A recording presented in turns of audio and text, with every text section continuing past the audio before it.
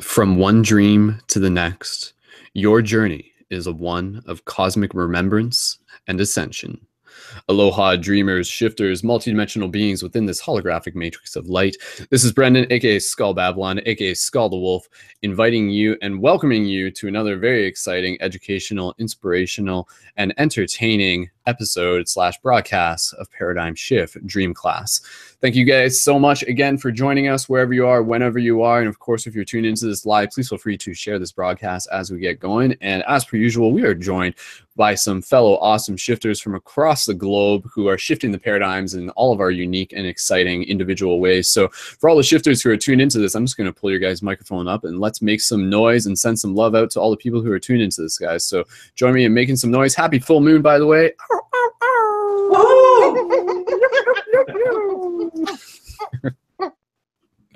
Awesome. Sweet. Thank you guys so much for being here, as I said. And again, we'll just get right into the class. So for those of you who may not be too familiar, let me just provide you with a basic introduction of the overview for ParadigmShiftCentral.com. And then we'll just get into the intentions for what Dream Class is about. And then we'll get right into the discussion. And yeah, this broadcast may go for 2 hours, it may go for 3 hours. We'll see.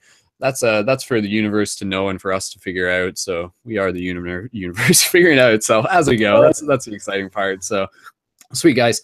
Okay, so again, for those of you who may be entirely new to this, Paradigm Shift Dream Class is a part of ParadigmShiftCentral.com, a real-world interactive game to help shift consciousness. And part of the way how we do that is by creating a portal for conscious media, as well as a global team of shifters and paradigm shift communities. Through the website, you can find quest journals, conscious articles, ongoing interactive live broadcasts, as well as a collective hub for Paradigm Shift Central communities, which are physical communities that focus on regular open-minded discussion and meditation groups to be able to help assist with the shift in consciousness and be able to help bring people together and create those awesome, important discussions and connections that are going to be able to help us continue to evolve on our individual and collective paths. So if you're interested in creating a paradigm shift community where you are, know that it is entirely possible and anybody is invited to do so. This is about all of us coming together as shifters, as light guardians, as Jedis, hearing the call to be able to help do what we can by leveling ourselves up within this game, by unlocking new multi-dimensional abilities, and by continuing to be able to help plant the seeds, and by continuing to be able to help hack the matrix with love. So with that said, the intention behind this Dream Class broadcast, again, with the overall project, this is about creating a digital sacred space. And this is a really, really valuable thing. So this is the Dream Class, as we've done before. We'll do these every few weeks. They're about being able to create a space where we get the chance to talk about topics related to dreaming, lucid dreaming, astral projection, consciousness, what it means to be a multidimensional being, and really just exploring the mysteries of the dream discussion, as well as being able to help document our own experiences within our dreams. So we are much more than just these physical beings. We are spiritual beings having this human experience, so to speak. And of course, spiritual literally encapsulates, if you're looking at it that way, as our multidimensional identity, as our multidimensional experience. So yeah, we're awake during part of our life, and when we go to sleep each night, we have the opportunity to be able to wake up to more of ourselves through these real experiences that our soul has the opportunity to learn and grow through. So we'll get into the discussion by going around the circle with the basic question of what brings us to Dream Class. And currently within the class, we do have myself, Brendon, as I said, and we have Brian, aka Byron, who's been in the class before, Gary, who's been here before, Jared, who's been here before,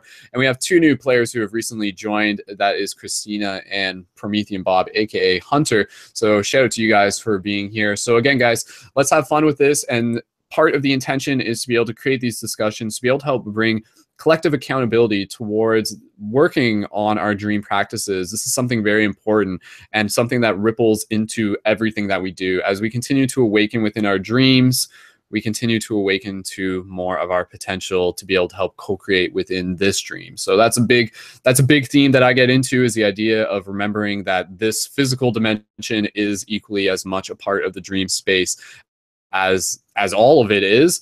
And when you understand more about how dreams work, you understand more about how to create within this reality. So all is mind. Let's get into some fun esoteric discussion, and let's have fun with this. So let's pass the talking stick around, and maybe we can just start off with someone who's a familiar face here. So Brian, if you're available, I'm going to pass you the talking stick, and you can just say real quickly just who you are, where you're from, and what brings you back to dream class. So Brian, if you're there, I'm just going to pull up your microphone and go ahead. So Brian, when you're ready. Can you see me? Yes, we can see you. I'm laying down on the floor. This is so bizarre. I feel like I'm flying like... Yeah, it's true. I'm Brian or Byron. I'm on Facebook at woohoopoopoo.com, and woohoopoopoo's my fame. I just made some Instagram, YouTube, and a Facebook page, and like the YouTube pages has like me drawing these things behind me, like a lot of cool abstracts, and I'm looking for people to get music on it. Like if there's any musicians out there, let me know. And I'm speed it up like 4 times the speed, and then it's hypnotic. So that's the quick intro. Thank you. All right, Brian, thank you again for joining us, and welcome back. So sweet. Okay, guys. So as we get going, I will just say I definitely have some new dream experiences that I have to share from within the last week that I want to be able to get into right near the top. One of them, and I'll just say this just so that you guys can like get hyped about it because it was really interesting. I basically had an ayahuasca experience within my dreams. Which like really kind of in some ways validated this theory that I've had related to experiencing psychedelics within dreams, or at least started opening up more doors towards that concept. So I'll get into that a little bit later, plus a couple other stories I have related to the dreams. But let's keep passing the talking stick around. So with that said, maybe if I can just invite Hunter, aka Promethean Bob, to be able to introduce themselves next. So again, just who you are, where you're from, you can make that up if you want, and what brings you to Dream Class. So Hunter, if you're ready, I'm just going to pull your microphone up, and welcome to Dream Class. Right on. So my name's Hunter. I'm the creator of Promethean Bob. It's a cartoon. I've a little cartoon series I just started, and I recently got invited to this through the comments section for my video. I thought it sounded interesting, and here I am. Awesome, man. And if you just want to expand a bit, do you have some like personal interests in dreams, or why do you feel studying dreams is important related to the shift in consciousness and so forth, and for all us silly humans here on Earth? Right on. Well, I guess I've been doing lucid dreaming for well over a decade, so it's kind of a part of my everyday life. It's not something I studied too in depth, but it's definitely something that I've had a great interest in for quite some time. So. Awesome, man. Well, I look forward to chatting more with you about that. And yeah, I mean, that's kind of the exciting thing about this class is that everyone's going to be coming in with their own unique experience. And for you to even have just mentioned that you've been having lucid dreams for quite a while, yeah, I'm excited to be able to just see what you have to share and any personal stories and anecdotes that can just, provide us with examples of what is possible within this dream space. Because that's a very important thing, just by all of us kind of collectively sharing stories of what we can experience within dreams, it fuels the imagination, and it can help more of us continue to sort of like tap into that latent potential and creativity. So Hunter, anything else you'd like to share before we just keep passing talking stick around? Otherwise, that's good. Nothing that comes to mind. Yeah. Cool. Perfect. All right, man. Thanks again, and welcome to Dream Class. So cool. All right, guys. So we'll keep passing the talking stick around, and maybe if we can pass it to Jared next. Jared, we're going to make sure that your microphone's okay at the same time. So Jared, I'm just going to pull up your microphone. All right. It's still sounding pretty fan noise on your end, Jared, but if you just want to talk loud, we'll try and balance that out. So Jared, just talk nice and loud if you can, and welcome to Dream Class. It's when you're ready. All right, is this loud enough or not? Loud as you can. Louder than that. Yeah, because I'm not sure where your mic is right now. So. Right here. Is that? I don't know if this is working. Is that? Yeah, I'm not sure if it's coming through that, dude. Yeah. Can you hear it? Anyways, just go ahead. Just just go ahead and into your intro, and we'll make do. Right. So. All right, I'm Jerrel, Connecticut. Where I'm from, Connecticut, Paradigm Shift. And I'm into everything. Shifting consciousness, the vegan movement, the human potential, understanding the body, what should be in it, what shouldn't be in it,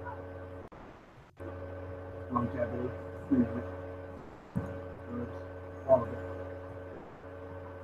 I don't know if that sums it up, but lucid dreaming, as you mentioned, yeah, it's been a while since I've gotten into lucid dreaming.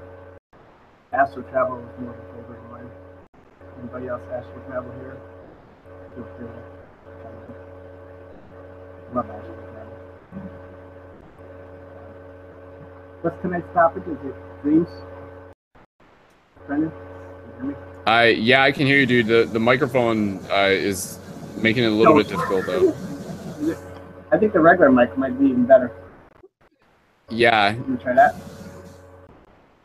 Let me try that one. That sounds Is it better now? Is that better or less better? That may be a little bit better, dude. Yeah, yeah. I can't hear nothing now. All right, just You there? I think that's sound the same, man. We might have to get this sorted out on the sideline. So I gotta sign in. that's all right. That's all right, dude. Just real quick, and anything else you want to share with your intro? We work here, and it was still coming through. So, all right, okay. So Jared's just dropping out. He's gonna get this set up, and that's totally fine. So we're just making sure that you guys can hear it okay on the tech side. So, all right, okay. So yeah, we'll keep passing, talking, stick around, and again, guys, you know, like this is okay. We'll just double check with Jared real quick. All right, Jared, go ahead and just finish your introduction if there's anything else you just wanted to say real quick. Jared, when you're ready, if you just want to finish your introduction, go ahead. Can you hear me now? Yeah, that sounds a little bit better somehow. That's just a regular mic. All right, go ahead, dude. All right, introduction. I don't know what you guys heard or didn't hear. From Connecticut, Paradigm Shift. I'm into the physical shift movements as well as virtual shift. Try to recruit people to create a matrix, if you will, of an over community that links other communities together to make all our dreams possible, to alleviate us from the matrix itself, society, the things that we want to rid ourselves from so we can live our lives to our potentials. And into the human body, the potentials of that as well. The other 95% of the brain that we hear about, how to get that going. Word. Herbs and monatomic gold, food of the gods, into that. And help with the longevity projects as well. I think, yeah, I mentioned lucid dreaming as well. Astral travel, big component of astral travel. Even though I haven't done as much as I'd like, I've done some recently. I've actually had a few conversations that happened the next day, which is pretty impressive. Things coming through in both dimensions. Cool, man. Yeah, but yeah, I guess I'll figure stuff as we go along. Yeah, that's good, man. That's good. All right, Jared. Thanks again, man, for joining in. I'm just gonna pull down your mic real quick there. Again, I know I think that's all we got mic wise, so we'll make do with that. But thanks again, man, for joining. And how bad is the mic on your end? Can you hear me, or is it hard to hear me?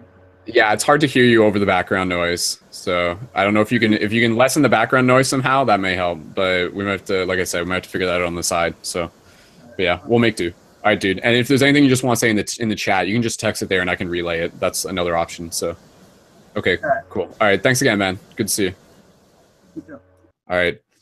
Sweet, guys. Okay, guys, so we'll just keep going through this. And again, you know, for those of you who may be new to this project, for those of you who may be connecting to Paradigm Shift, for those of you who've been around for a while, being a shifter, that is what this project is about. It's about encouraging people to choose to be the change that they wish to see. And again, you know, when it comes to dreams, when it comes to the topic of our multidimensional nature, it's not something that a lot of us sort of like hear about within school or mainstream culture, but it's something that's definitely really important. So by practicing having these conversations here, it allows us to be able to continue these conversations not only within our personal life, but far beyond, not only as a practice within our personal life, but far beyond, you know, just conversations with our friends. And something that we've talked about before within Paradigm Shift is that as you invite people to start talking about dreams, it really starts shifting some paradigms. It really starts opening things up just in terms of bigger metaphysical questions. And again, tapping it back to our potential within this reality. So a shifter is someone who is intentionally helping shift consciousness. And one of the ways that you do that is by shifting your own consciousness. And one of the ways you do that is by practicing dreams. So exploring your own dream practices. So thank you again, everyone, for tuning into this. If you guys can help share this broadcast as we keep going, that is greatly appreciated. We currently have about 7 or 8 live viewers on YouTube. So please feel free to do that. And of course, subscribe to this YouTube channel if you haven't yet. So we'll keep going around with the circle, and then we'll get into some more details as we keep bouncing around. So I think if we can pass it to Christina next. So Christina, if you'd like to go next, I'm just going to pull up your microphone, and again, just who you are, where you're from, and what brings you to Dream Class. So Christina, go right ahead. Hi, thanks for having me here today. It's super cool that we can all be here right now in this moment. I'm with the same mission. It's kind of a miracle, honestly, that we're all here right now. I think that's awesome. But anyways, I'm Christina. I am 23 years old. I'm from Chicago, Illinois, USA. I'm a photographer for a living. I studied art in college, and that's what I'm doing right now. But since I graduated a year ago, my gears have sort of shifted, and I have fallen in love with yoga. This past January, I discovered yoga, and it's completely changed my life.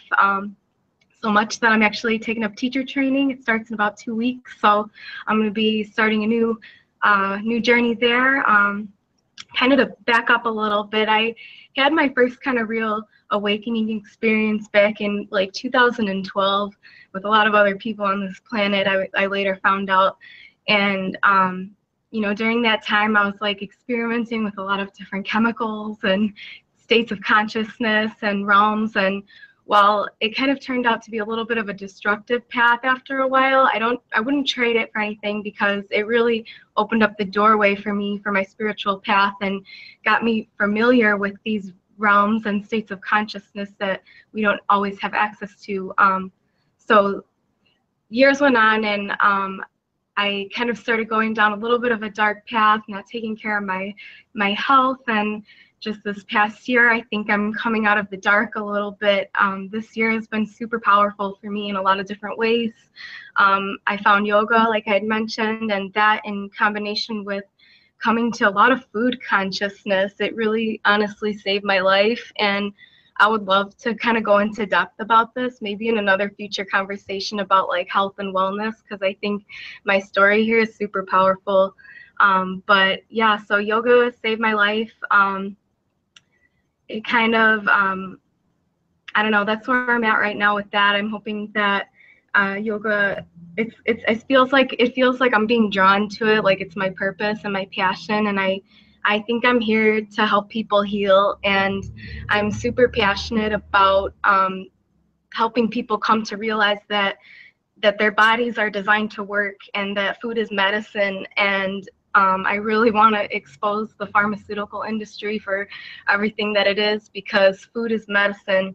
And if you hone in on that, there's a lot of good, cool changes that can happen with your life. So that's kind of my mission right now with getting into yoga and holistic health. I really want to get down that path. And kind of what brings me here today, you kind of caught me at a interesting time. I haven't really had a dream in years, if we're being honest here, and I'm kind of standing face to face right now with a cannabis addiction dealing with for quite some time now. So I haven't had a dream in I don't even know how long, but I know this was kind of a conversation that was brought up in one of the last dream classes, so it's not to overlap information, but maybe take it in a little bit of a new direction in this conversation.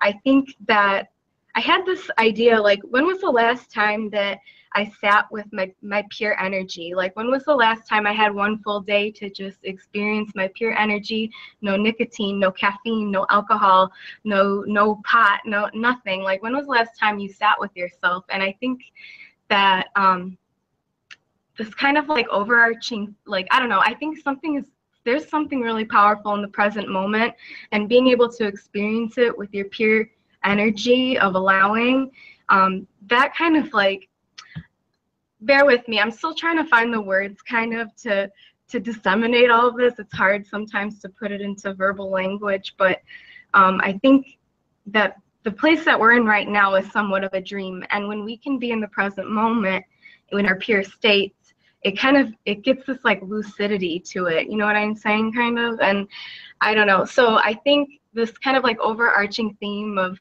addiction and attachment and distraction kind of has been hovering over my life in a way that, you know, I think that we really need not to attach to positive emotions, and we really need not to distract ourselves from negative emotions and really just be in our present states, because there's a lot of power that lies there.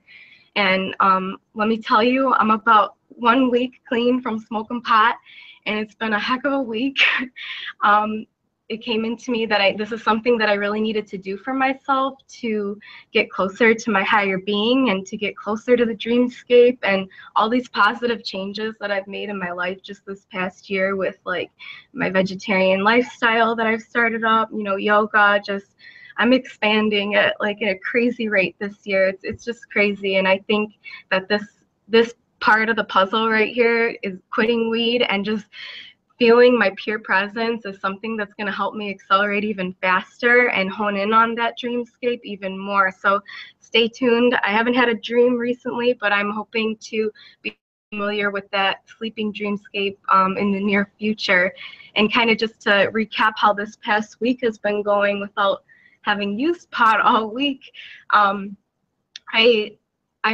I'm sitting with myself every time I feel like something negative, or I want to go do it, or I'm just letting it flow right through me, and I'm practicing that. And I think yoga has also taught me a lot about how to do that. I was laying in shavasana in one of my classes the other day. It was like four days in at that point, and I'm just laying there in this like meditative state, and I start getting these like very lucid visions like in my mind. They weren't thoughts. They were like, it was nothing even that I could remember now. It was just like imagery that I could see, these like lucid just imagery in my mind. And I'm like, wow, maybe this really has something to do with the fact that I'm sitting with myself in my purest energy right now. So I don't know, that's kind of where I'm at right now. And I think it's really important, especially when we're talking about addictions like this. Oftentimes people want to talk about like coping their way through things.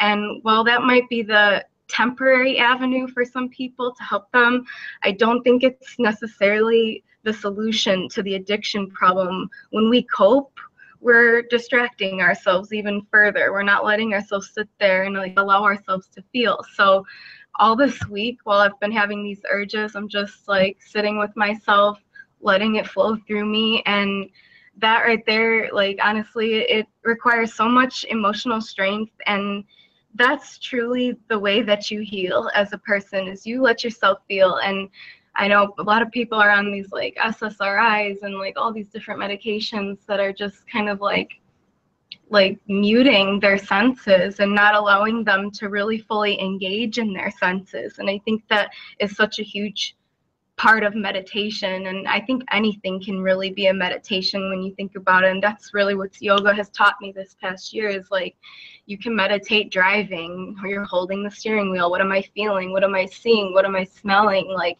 and just kind of like really engage all 5 of your senses at once. And I think being able to do that and practice that, you're able to kind of control this dreamscape that we're living in every single day. So much as maybe when we get into our lucid dreamscapes while we're asleep, maybe once we practice that in our everydays, it'll be a little bit easier to do that while we're in a sleeping state as well. So I don't know, that's where I'm at right now. So, yeah.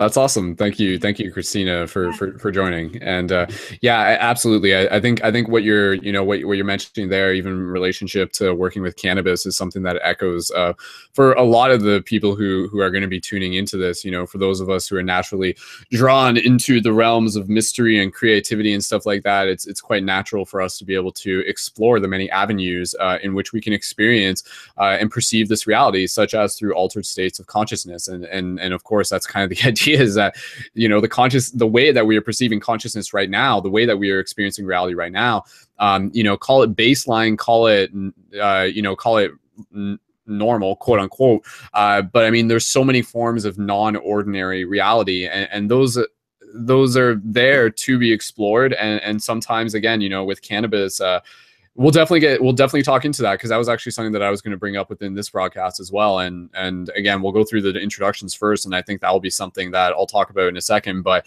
absolutely, like, part of the reason that I had dream recall this week in the first place was because I also chose to withdraw from using cannabis throughout the week. And again, like, in the process of doing so, it like yielded some pretty very interesting dreams that, again, including the one about the ayahuasca experience that I'll tell you guys about as we keep going around. So again, guys, if you're tuned into this broadcast, please feel free to share with your friends. We got about 12 people tuned in live. I'd love to, part of the objective with doing these broadcasts is to continue to invite people to get used to tuning into them live and continue to build that live viewership, that live listenership, even though a lot of people do tune in afterwards. But again, if we can keep sharing this, and let's see what we can do to be able to get the YouTube viewers up to even above 20, that would be awesome. And again, that's just inviting people to connect with this community and to be a part of it. And that's a really important part of the shift. You know, for a lot of people, they don't have a lot of people to talk to about these types of topics. So for all of you who are getting value out of connecting with this digital community, thank you for choosing to be here, and let's keep rippling that inspiration forward. So Christina, thank you again, thumbs up, and thank you for sharing. And Christina, was there anything else you just wanted to share within your introduction before we just pass the talking stick around a bit more? Go for it, go ahead. Okay, cool. Perfect. Awesome. All right. So we'll keep passing it around. And we do have two other players. We have Gary and we have Quantum Light, who are in the chat. So let's just check in. Gary, if you're there, I'm just going to pull up your microphone, and you can just, again, give a quick introduction of just who you are, where you're from, if you want to share that, and what brings you to Dream Class. Why are dreams important to you? So Gary, if you're ready, go ahead and just begin your introduction if you're there. So here, am I yeah, there? Yeah, oh, you're there. You're there. Oh, hey, you're where here. am I? All right. Welcome back, Gary. Go. Class. Hey guys. Go ahead. Oh man, it's been a while since I've been in your room. What do you got behind you? You got like is that a dream catcher? Oh, is that why you haven't had too many dreams? They've been catching your dreams. Maybe, yeah. No, but yeah, shifty people. Why am I here? I'm here to shift everything to whatever I feel the color needs to change to, you know? It's like I feel like I'm in control of myself now, so I can basically daydream everywhere. You become the superhero, you become the movie character, the background, the foreground, everything in between, just shifting things into, you know, something visible, you know? I think energy is waiting to be transformed all the time. And it's just like, oh, dude, somebody's transforming us. Sweet. You know, it's like we're shifting our minds and our energies. We're also clearing the way for, you know, new paint, new canvas. If you can walk in between both worlds, you can also see that there's a lot of stuff going on upstairs in the sky. And there's a lot of stuff going on even in between you and the monitor. You know, there could be a living organism in between you and the screen we're looking at right now, and you just don't see it because it's, you know, they're energy beings and they're everywhere. And I feel like, as a Ghostbuster myself, I leave it to myself to shape them and get rid of them if they're bothering me. You know, I call them yokai jin and all that, but the energy people, the energy species, you know, they're always looking to be transformed, and they're always looking to transform through us. And some call them archons, some call them like other weird names, jin, you know, yokai or something. But there's just, it's overpopulated to me. And I feel like, as an exorcist, I have the right to remain sovereign. It's pretty fun. It's pretty fun to bend reality to the to the will of spirit, you know. If you, I'm having a good time doing this, but you know, it's also like kind of brutal in ways. But having to fight so many invisibros, I call them. Yeah, it's like, man, I wish they would come in more clear. Like you didn't have to do drugs to see them or something, you know. That's about where I'm at. I mean, I've seen a lot of crazy stuff, done a lot of cool stuff, and I'm still learning some special effects and techniques for the astral realm to feel in the body, you know. Recently I developed a 2D to 3D projection of the eyes. So when I'm looking at just my monitor, it's just regular flat monitor, but I do this radiation therapy to the monitor, I guess, and it becomes, the foreground gets pushed backwards, and you know, everything gets pushed, and it looks like, you know, the difference between 3D and like glasses at the movies, like IMAX. When you put the 3D glasses on, you notice that it's like you almost reach out and touch it sometimes. Sometimes it's touching you. So it's like that. I can actually fool my eyes into believing that it's 3D now. It was just like the movies. I was like, holy crap, I didn't even know I could do that. And lately it's been sticking, and like it's kind of like it became a natural thing, you know, to shift 2D into 3D, and then it starts to animate itself even. I've been shifting a lot with the mind, and it's kind of scary what I've encountered sometimes, but it's also like a learning experience for everyone who hasn't been to the astral planes and really walked it. I mean, in dreams, I learn a lot of things in my dreams really quick, and I haven't had very many dreams. I feel like there's not much left to learn or something, but there's always something. There's always something to learn. You just gotta be curious. You gotta be curious as to what you want out of life, and what you want to see, what you want to feel. And we're powerful beings. We don't need to settle for mediocre anymore. Like, we are shifters, Jedi, light guardians, and it is our destiny to be superheroes of the void. We just have to open our astral eyes. I dig it, man. I dig it. Awesome. Gary, that's beautiful. Thank you again for joining. And Gary's been in previous stream classes, and again, you know, what's beautiful about these broadcasts is that you can literally think of this entire project, not just this class included, is very much, you know, this is like building a global team of superheroes, a global team of light guardians, as we've already said. And so it's expected that each of us are kind of coming in with our own unique perspectives and experiences and abilities. And like, that's the idea. You know, you ask a million different people about dreams, and they're all going to say a lot of different things, yet they're all valuable. They're all like tapping into again, this plethora of experiences that are just present and awaiting us within you know, this lifetime.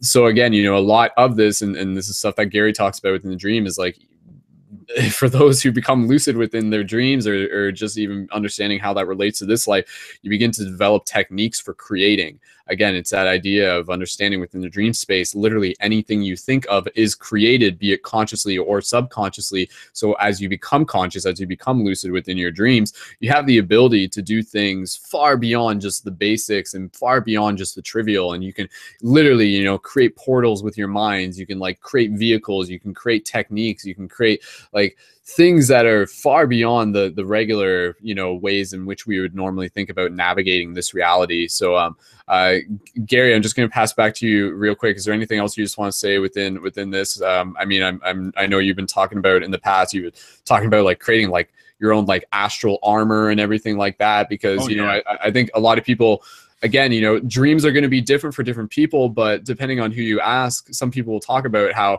again, within the dream space, it's not just something that's local to our mind. Every time that we go within this dream space, how I've talked about it before as a metaphor, can almost be thought of as a form of like spiritual technology that connects us to this internet, this collective dimensional space. And so with that idea in mind, it's the idea that, you know, this is not something local to our hardware. This is something that is a shared network in which other conscious entities actually exist within. And though it's common to have dreams that are very local to your own server, it's also accessible to be able to tap into other servers and other networks and other players and other creatures. And again, this is where it starts getting into... Yeah. So, yeah, again, Gary, I know you've talked a lot about kind of, you know, the things that you've done within the astral realm, just as ideas, and we'll definitely get into more of that as we, you know, work out through this broadcast. So, Gary, is there anything else you just want to say real quick before we keep passing talking? Stick around though.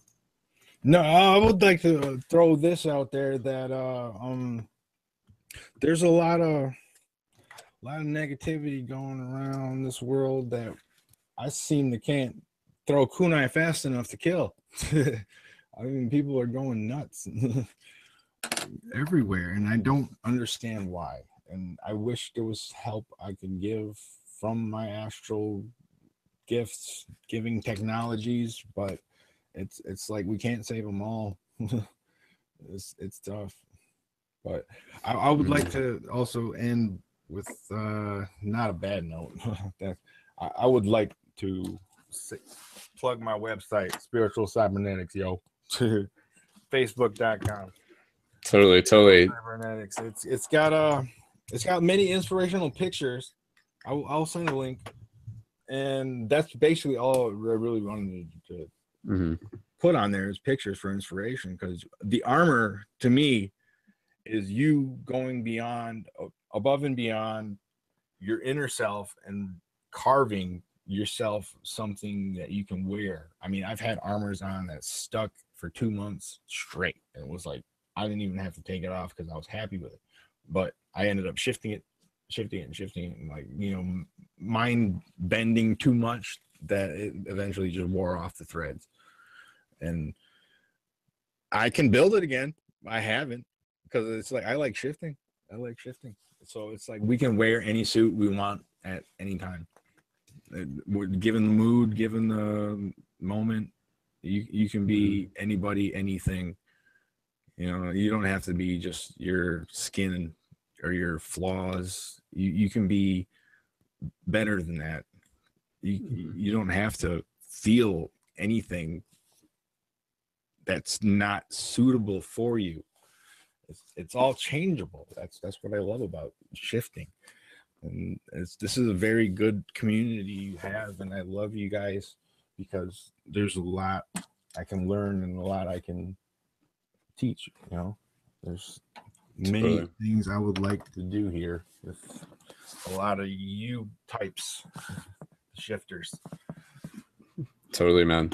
Well, Gary, thank you again for being here and for, you know, being able to share your experiences, and again, like that's the idea, is that we're all learning here together. So much appreciated, man. Yeah, thanks. Awesome.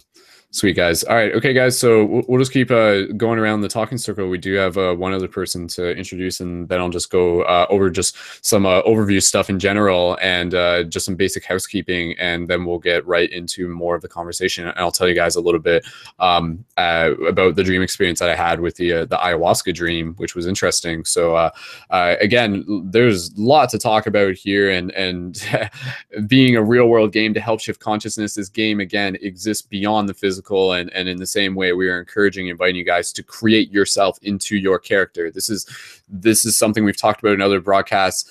A lot of what I feel this experience here on Earth is about. It is about being able to merge that 3D part of ourself with that 5D part of ourself. And again, the 5D is just a loose way of referring to that higher self, the part of us that exists within these astral planes, the part of us that is who we are beyond just this one lifetime alone. That is who we are into the future. That is who we are within the dream space when we're creating and we're like riding dragons and we're learning alongside Merlin and we're shape-shifting everything, and we're having all these heart opening experiences that are uniquely transforming and alchemizing our soul. So yeah, within that idea is very much again, you know, like a massive online multiplayer game, and what happens when more of us start tapping into that, and what happens when more of us, even again, as something we'll talk about later, start synchronizing on the dream space. A big part of what I feel we're doing here within these topics right now is literally like getting ready for a future that is like 30 years ahead of us, when more of us are actively involved with the dream space on a regular basis. So, you know, we'll be like, man, this world's going through a lot of stuff right now. How can we help? Oh, let's go downtown and do free hugs and create art and build conscious community and like love our neighbors and work on ourselves.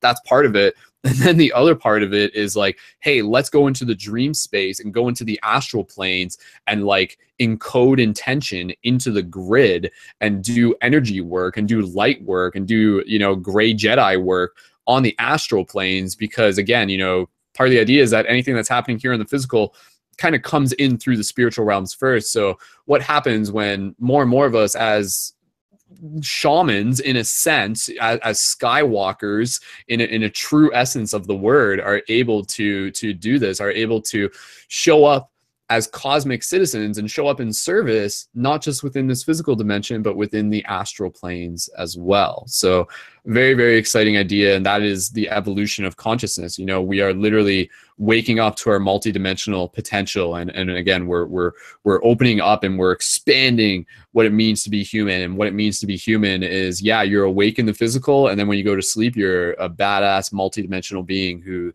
is learning these experiences and understanding how to be able to control the dream and how to be able to learn from the dream and learn the language of the dream and know that you are the dream. So very awesome, exciting stuff, and that's the idea. It's supposed to get hyped, boys and girls. If you guys are pumped about all this, drop some 1111s in the chat on YouTube or in the comments down below. Much love to you guys, and again, please feel free to share this broadcast. Let's keep passing the talking stick around, and we'll pass it to Quantum Light. And Quantum Light, I'm going to pass the talking stick over to you. So again, just who you are, where you're from, and what brings you to Dream Class. So welcome, and go right ahead. All right, so go ahead. We're just going to make sure your microphone's working okay. It's a little shallow, but go ahead, and I'm just going to mute myself. Let me plug in that in. That's fine. That sounds fine right now. Go ahead. You're good. Cool. Yeah. My name's Jerrel. I'm from Delaware. I basically got into like dream time, you know, exploration, just like experimenting with like astral projection and whatnot, and then one thing leads to the other, and then I kind of just like start websites and really just like blog and record videos online. I'm an energy healer and I do intuitive coaching. My screen name means actually fifth dimensional light.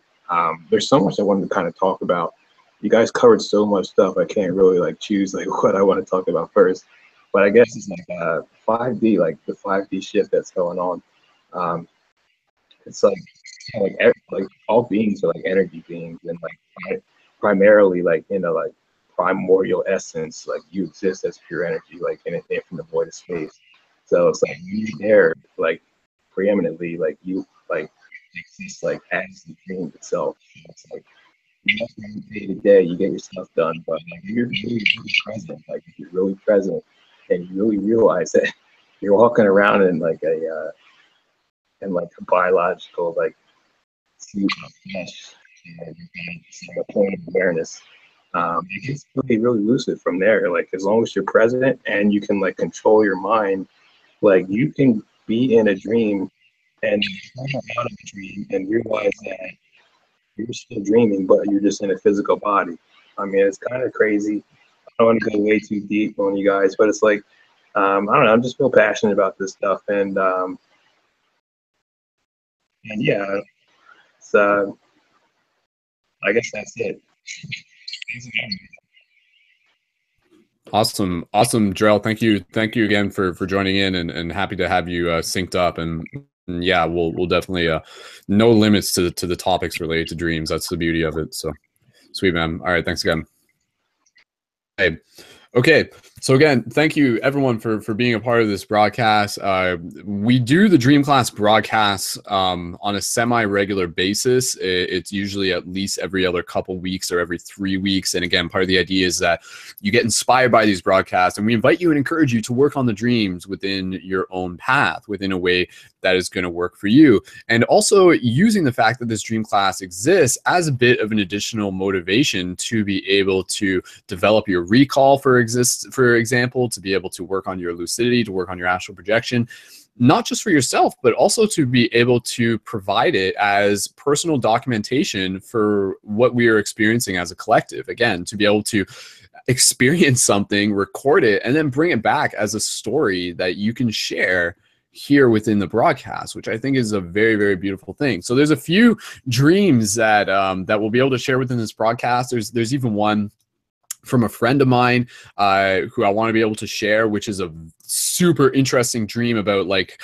an experience that she has like going into like a lower dimension, and she's had like a few of them. The one before the one that just happened like hadn't happened for like years, so it's like a really uncommon thing for her, and she commonly has super potent dreams. And we've read some of her dreams before. This is Lacey we're referring to, and again, like she's like super really interesting with her dreams. So I'm going to share with you like what happened in that dream when she went to a lower dimension and became lucid. So again, one of the things that we're also doing within this project is that we also do have the multiple teams within the Paradigm Shift Central community. So Paradigm Shift Central as a whole can be thought of as a conscious media production team, and within that we have our various teams, including animations, conscious articles, conscious memes, mental health, and one of those being the dreams team.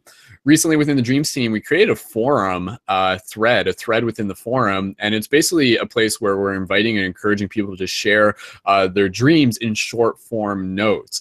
And so I'm just mentioning this because I want you guys to be able to know that this exists, and you can find it by going to the menu and then by going to shift teams and then dream team, and I'll post the links in the comments for that as well. But I just want you guys to know that that's there for all you tuned in. And the idea when we with this thread is that it's not asking you to write like an entire, you know, paragraphs on paragraphs within your dreams, but really just focusing on like those key words, phrases, feelings, emotions, locations, energies, and then writing those and dropping them into this thread. And what's interesting is that when we start doing this over the period of like weeks and even years, we can start to see a collective story kind of reveal itself, one that otherwise would remain hidden if we weren't necessarily sharing our dreams. So some of the dreams that I am going to talk to you about right now, I actually wrote about here within this dream thread. And again, just before I get into that, because I'm going to tell you guys about the ayahuasca dream. Let me just do some quick, basic, just like housekeeping real quick. I just wanted to mention to you guys that as Paradigm Shift continues to expand, we've recently expanded our network beyond just Facebook and onto a platform called minds.com. And that's actually a place where we've actually connected with several new people, even Promethean Bob, Hunter, we actually connected with them through minds.com. And that's part of the idea of the objective behind this is that, you know, the synchronicity of the internet is a thing in itself, and we're always going to be able to find new people, and wanting to invite them back to the team is a really valuable thing. So if you're getting a little tired of Facebook or you're looking for something to explore, be sure to check out minds.com/Paradigm Shift Central. And I really recommend checking it out, and we'll do our best to be able to help support you on there as well. So I just wanted to mention that. And other thing is that, of course, within this project, it is made possible thanks to the Patreon support by the community. And the Patreon support, I'll just mention real quick, is the monthly micro donations by community members to be able to help support the ongoing live broadcast, conscious media, and just the overall back-end support required to keep this project running and continue to provide awesome content for you guys and experiences, and even being able to provide those who sign up for their Shifter Booster Kit. And if you're watching the video, they got the laminated free hug signs and the shift buttons. And of course, those of you familiar with the shift buttons, they are the tools that we use to be able to help hack the matrix. Each button has conscious imagery on it, and as well as the website to paradigmshiftcentral.com. So again, if you are looking to support the project and wanting to be able to help accelerate the shift where you are, then be sure to check out the Patreon. And the housekeeping within that is letting you guys know that we are currently at 2 out of 10 new signups for the month of October. So moving forward with the project, keeping things momentum-wise and target-wise, we're keeping it towards this idea of getting 10 new Patreon signups per month. And so right now we're at 2 out of 10. So if you guys want to help us reach that goal, then please feel free to do that as well. And for anybody who also signs up, you guys can also get your opportunity to order a Light Guardian crystal. And again, I'll just show you guys real quick. For anybody signing up for the Patreon, you can get your Light Guardian crystal as a pay what you wish for a super affordable price of $10 to $60. So pay what you wish between 10 and 60. So those are like, that's like a new price range for those. And again, these are awesome tools and real world quest items within the game that are also used as practical meditation tools. So thank you again, everyone, for tuning into that and for allowing me to share that with you. That's important. You know, that stuff keeps the gears rolling within this ship. So let's keep blasting our way through hyperspace and let's get right back into the discussion. And again, the Patreon's on the website. Scroll down to the bottom, or patreon.com/Brendon Culton. Links are in the info down below. And if you haven't yet, create a profile on the main website for free and get involved with future broadcasts. Cool. Okay, let's get back into this.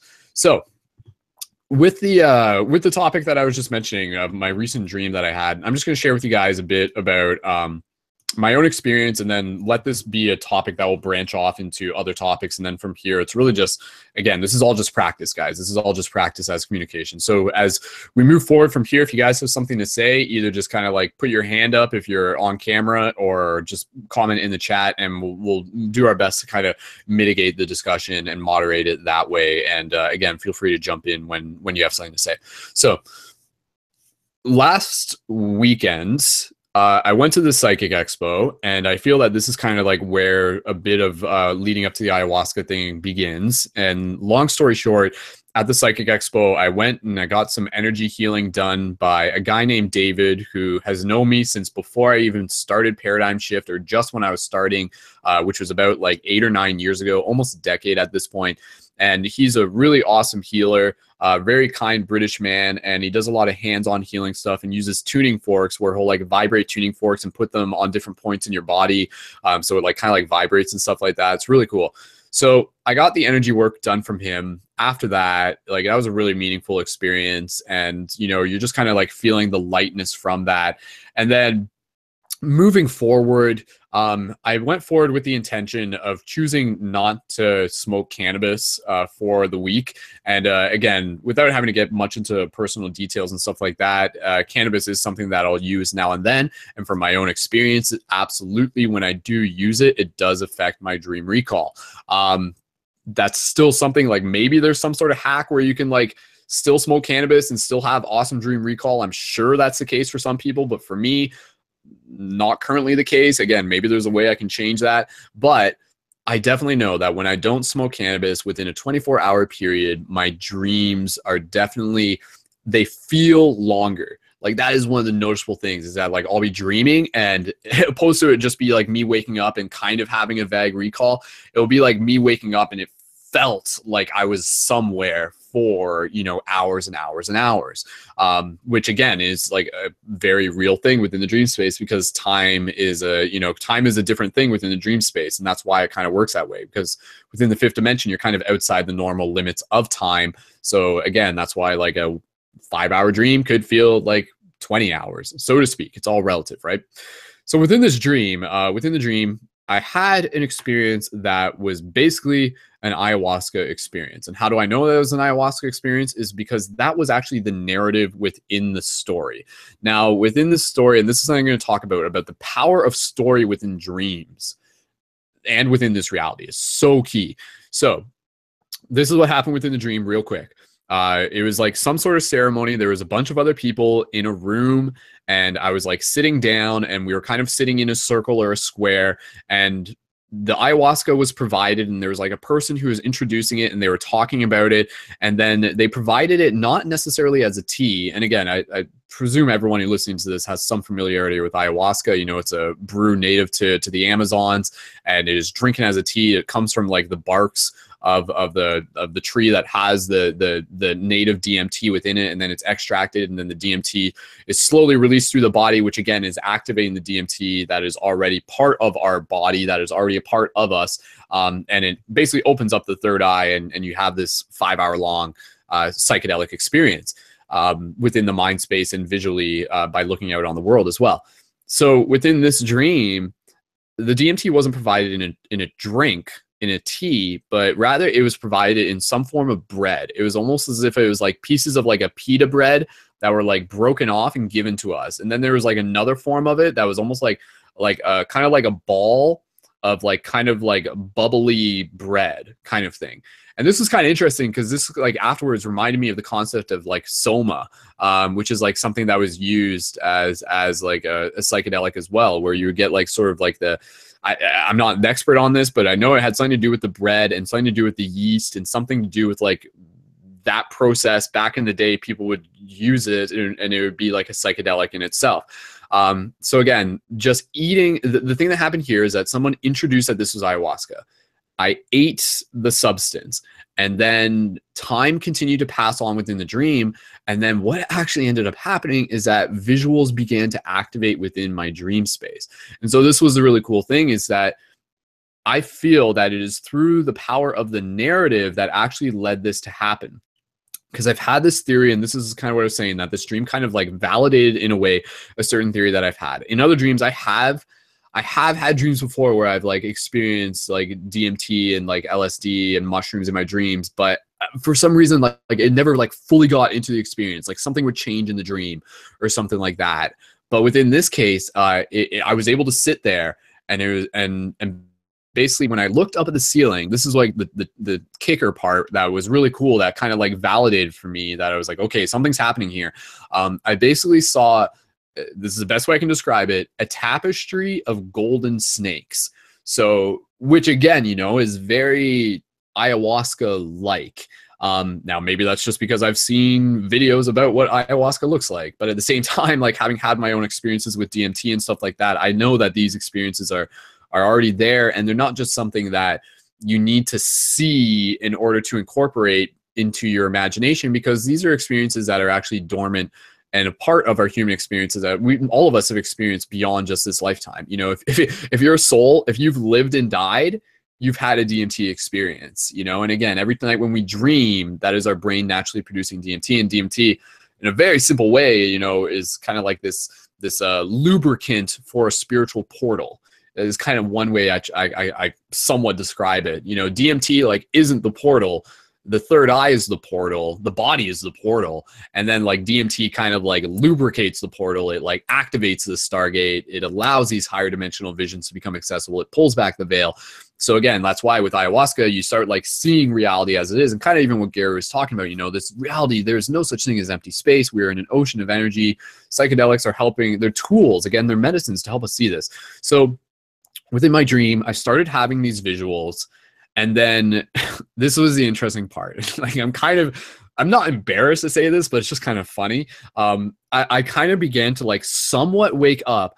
And the reason is because I had to go to the bathroom.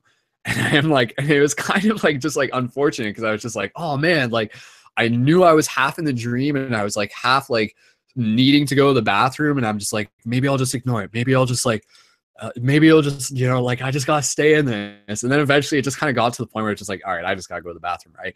So I just like got up and go to the bathroom. Key pro tip, never urinate in your dreams. Just don't do that. Like, it's just like a 90% chance that something will go horribly wrong, unless it's, who knows, maybe there's a lesson in that too. So anyways, I woke up from that, but again, like that environment and the space and those visuals that I saw, that tapestry of golden snakes was very powerful. And then I tried to go back into the dream with that intention. And what ended up happening, long story short, is that when I went back into the dream, I ended up telling somebody else in my next dream about the previous dream. I was like, yeah, man, I just came out of this dream and this was happening. And I wasn't like lucid at this point. None of this was like lucid, but it was like to a degree it was lucid. You know, I was just like, whoa, okay, this is happening. So again, it was just kind of interesting. And then when I told this person about this dream, it re-triggered some of the visuals as I was talking to them. So again, long story short, I'm going to pass the talking stick around right now. As soon as I finish this, is that I feel within this experience, as conscious beings, as holographic universe, that story is far more powerful than we have been led to believe. And that when you lead someone through a story, it creates the narrative that basically functions as a program that runs an execution that runs, this is like kind of using programming terminology, that runs an EXE program that activates a new sequence. So like within your dream, in order to experience like ayahuasca, it helps when you have a story that leads you towards that experience activating within yourself.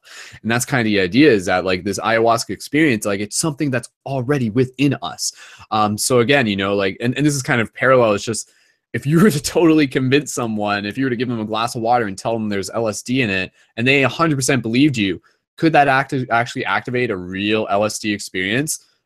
Maybe there's, you know, like maybe not, but maybe it could open up something. Maybe it could literally like bring the mind to open up something, you know. Again, it's kind of when you know, when you like, even like when you like smoke weed or something like that, like what if you could trick yourself into thinking you were smoking weed, and then it activates the program of like high.exe or something like that. It's kind of similar. Again, these are just kind of theoretical ideas, but having that dream with the ayahuasca kind of in some way validated that, yes, this is possible to be able to experience these psychedelic states within our dreams through the power of narrative and through the power of story. And again, that parallels to like a lot of other stuff that we've done within this project, within our guided meditations. If you haven't checked out the guided meditations, check those out, because those are like guided meditations that will lead you through psychedelic experiences. And what make the psychedelic experiences even more potent is literally the story that I walk you through the guided meditation. So check out the Journey of the Wolf meditation if you haven't checked it out yet, and a couple of the other ones as well. So again, there's a lot of other, you don't just have to work with a psychedelic medicine within your dream to be able to experience these psychedelic states. They can happen through any form of narrative. You know, you can like see a UFO in your dream, and it can like shine a light on you, and then you can like blast yourself through a psychedelic portal. There's lots of different ways. But again, just wanted to be able to share that with you guys. There's a few other dreams that I had. There's like, I'm just kind of reading here. What were some other ones that I had? Yeah, there's stuff that was like related with like there was like a Star Wars battle that I was in that was like a lot like a video game and stuff like that. And I like stole a speeder bike. That was kind of fun. Another dream that I have, and I'll just share this real quick. A friend of mine actually gave me like a 5D version of a Triforce. Like it was like this like golden Triforce that kind of like looked like it was like a hyper Triforce, and it had like a circle around it, and it was gold, and they gave it to me. That was really powerful as well. I had another dream where I was like Hulk, and I was like jumping around kind of like that, and there was like people like looking at me. And I had another dream where I was like wearing like my Mystic Spider-Man suit, and that was like kind of a cool thing, because it's like the Mystic Spider-Man part of myself is like being created in both realities. That's a thing. If you haven't checked it out, it's on my YouTube. It's where I dress up as Spider-Man and do free hugs and stuff, activating the superhero within. So anyways, I'm not going to get into those other dreams. Going back to the idea of the ayahuasca, I just kind of want to open up that discussion and invite other people to be able to share. And thank you guys so much for listening. I know that was a little bit long, but inviting you guys to share. Have you guys had similar experiences? Have you guys had quote unquote psychedelic experiences within your dreams? Have you guys done mushrooms in your dreams? Have you guys like had something similar?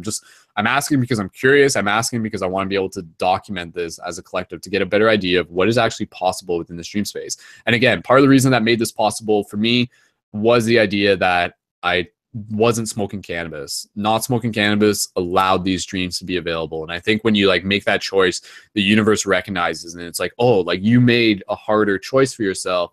Here's a bit of a gift. You know, here's where we recognize this. Here's an experience that is valuable.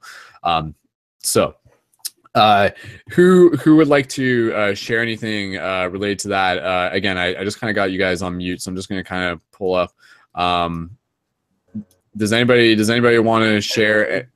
Jared, go. Okay, yeah, I'm just gonna double check your microphone. I'll let Christina talk in a second. But Christine. To what you're saying. Okay, go ahead, Jared. Can you hear me? Yeah, it's okay. Yeah, we'll just keep it kind of. I want to add on to your placebo effect that you're talking about with hallucinogenics and even mind-altering aspects. That it is actually real. There's studies done, even people wiping leaves on themselves and being told it's poison ivy and breaking out with poison ivy. And the same thing with marijuana, LSD, and all those other things. Of course, it's a niche little area, but it definitely happens. And if they say actually the mind will trace those steps that you actually go down that river with smoking to get to the alpha phase or hypnosis or self-hypnosis, which is kind of key. But most of us get so lazy and just want to smoke and get right to alpha, which then gets us information. So I wanted to add on to that as well. We can get into the other things, but Christina's been waiting for I'll let her talk. Cool. Word. Thank you, Jared. And yeah, and thank you for, again, you know, the calling it the placebo effect.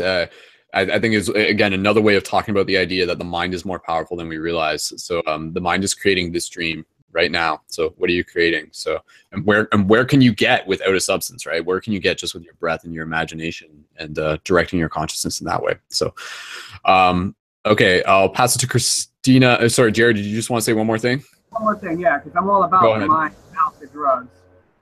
I mean, if you do it, then you can help trace that way of doing it, but you can do it all without it. Going through the dreams, activating things, self-hypnosis, hypnosis.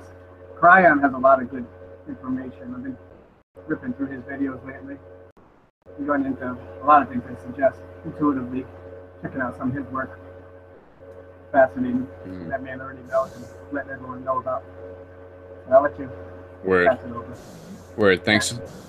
Thanks, Jared. Yeah, and again, I think you're right. Again, you know, these medicines, these allies, as I often refer to them, they help us. They help us see the path, and then from there we learn how to walk it without them. So is one way of kind of thinking about it. There's a lot of metaphors. So Christina, I'll pass the microphone over to you. So Christina, when you're ready, go ahead.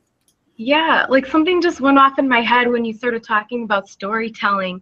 I've been kind of like working on myself with a little bit of like an anxiety thing, like an anxiety disorder that I have. And what I'm coming to realize is that half the time when I'm anxious, it's me and my mind telling stories, and how powerful storytelling in your mind is to manifestation. You start telling yourself stories in your head for so long, it actually manifests. And I think, like, I don't know, I don't really know where I'm going with that, but I just like kind of made that connection of like storytelling in your mind and then like manifestation. I don't know. Can somebody help me with that? I think, yeah, absolutely. Again, you know, like the way that we see storytelling play out within the dreams is again very relevant to the story, the way stories affect our waking reality. So it basically it all goes back to the idea that as you think, so shall you become, and we do that. We underestimate the mind. So like, what happens when like, say, you know, you're just like, I want to be a ninja or something like that. You don't need to wait for someone else to tell you you're a ninja to be a ninja. What if you start waking up every day and you start living what it means to be a ninja for you, and then you slowly become this? And so again, you know, like it's being able to acknowledge the stories that we're telling ourselves, being able to acknowledge that they're stories in the first place, and then choosing to shift those stories. Again, you know, shift those paradigms in that sense. But yeah, I mean, I think there's a lot on there, Christina, and we'll see what others have to say. But go ahead. Is there anything more that you just wanted to say on that? I don't know. The power of thought is amazing. I think like you can change like the trajectory of like any situation by your thoughts. Like honestly, you know what I mean? Like you can have one path going, and your thoughts can change the way everything is gonna go. Right? Just changing the story. It changes the outcome.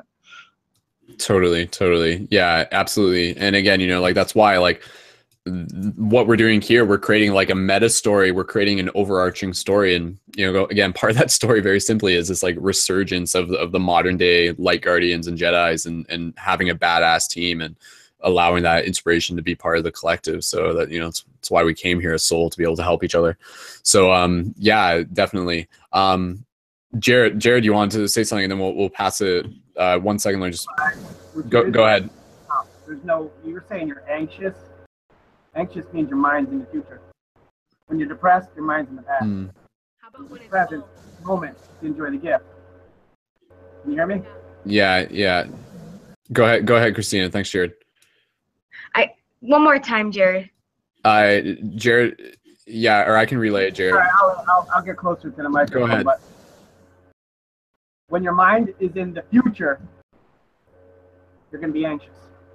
When your mind is in the past, you're going to be depressed. So these are little mental notations where we are. Your emotions control which direction we're going for our GPS. I call it guiding people's souls.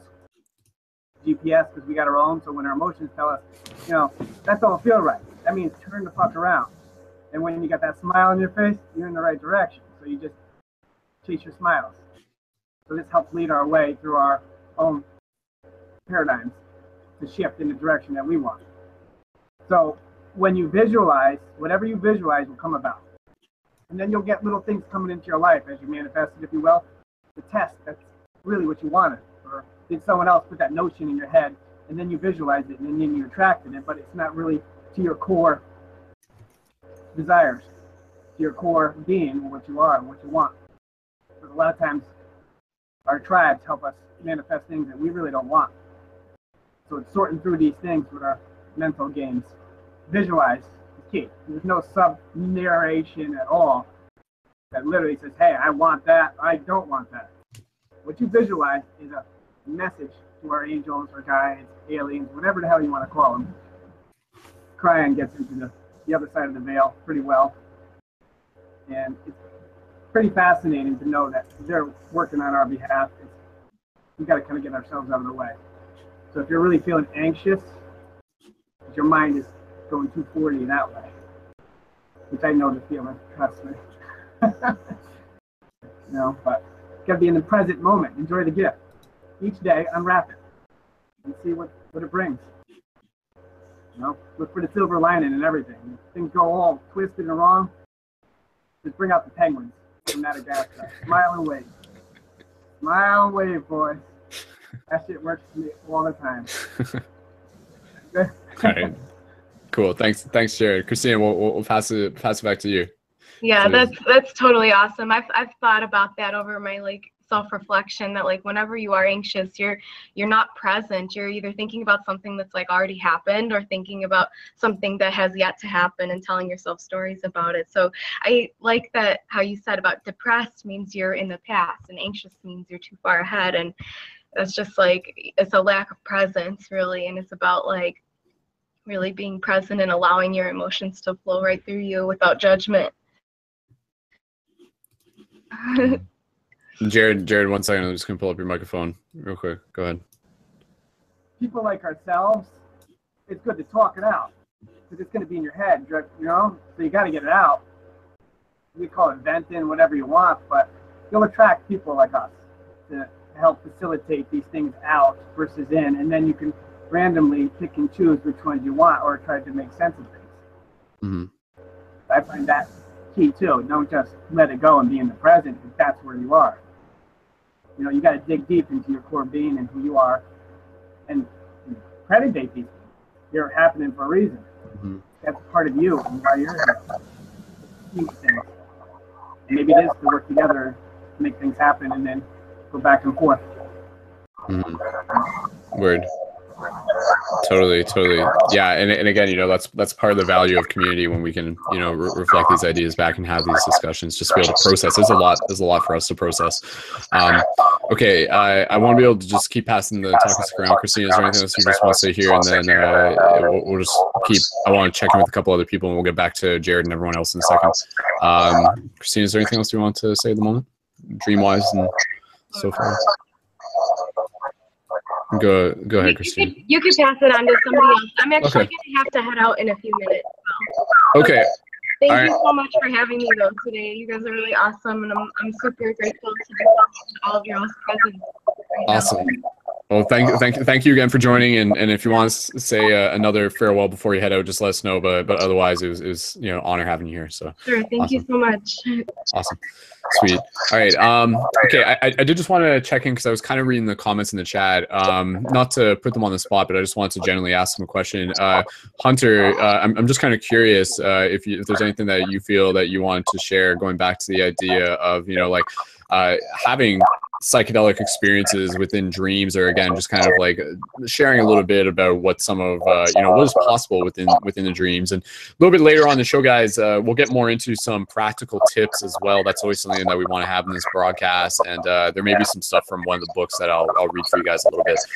But Hunter, I'm just curious, and if you just want to pass it, that's fine, but if there's anything you want to share, please feel free to do so. Go ahead, dude. Sure. I guess, just in terms of what's possible, I mean, it's really kind of up to your imagination. I think anything that you really want to seek out, you know, if you have any sort of questions going into, you know, whether it's lucid dreaming, astral projection, or meditation, you know, if you have a question or something that you're sort of aiming towards as you go into it, I've yet to come out without something. I guess, you know, also kind of in terms of anxiety, and this kind of leads into at least sort of how I go about initiating a lot of these experiences is with a process called entrainment, which is where effectively you're kind of matching the rhythm of your heart with the rhythm of your breath. And you do that through breath control, or at least that's how I've sort of learned to get there. And what I've found is that once you sort of go into these sort of rhythmic states and you have just a sort of steady breath, you know, you can start to feel your heartbeat more and more and more to the point where it starts pulsing throughout your whole body. And once I get into those states, I mean, that's really where things start to turn on. And I use the same sort of techniques for anxiety too. You know, just, it's kind of like the old saying goes, you know, if you feel anxious, just take a really deep breath. And if you think about it, I mean, your heart, if it's beating out of control, that's what happens when you have anxiety and your heartbeat goes up. But when you take a deep breath, your lungs are kind of like, they literally surround your heart. So when they fill up, it's like like a hand reaching out and grabbing your heart and just telling it to hold on, be still.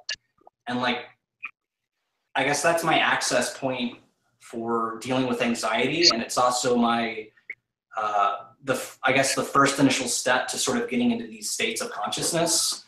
And, you know, in terms of, you know, feeling, I guess different, you know, whether it's cannabis, LSD, mushrooms, experiencing those sorts of things in the dream world, I've had those experiences a lot, and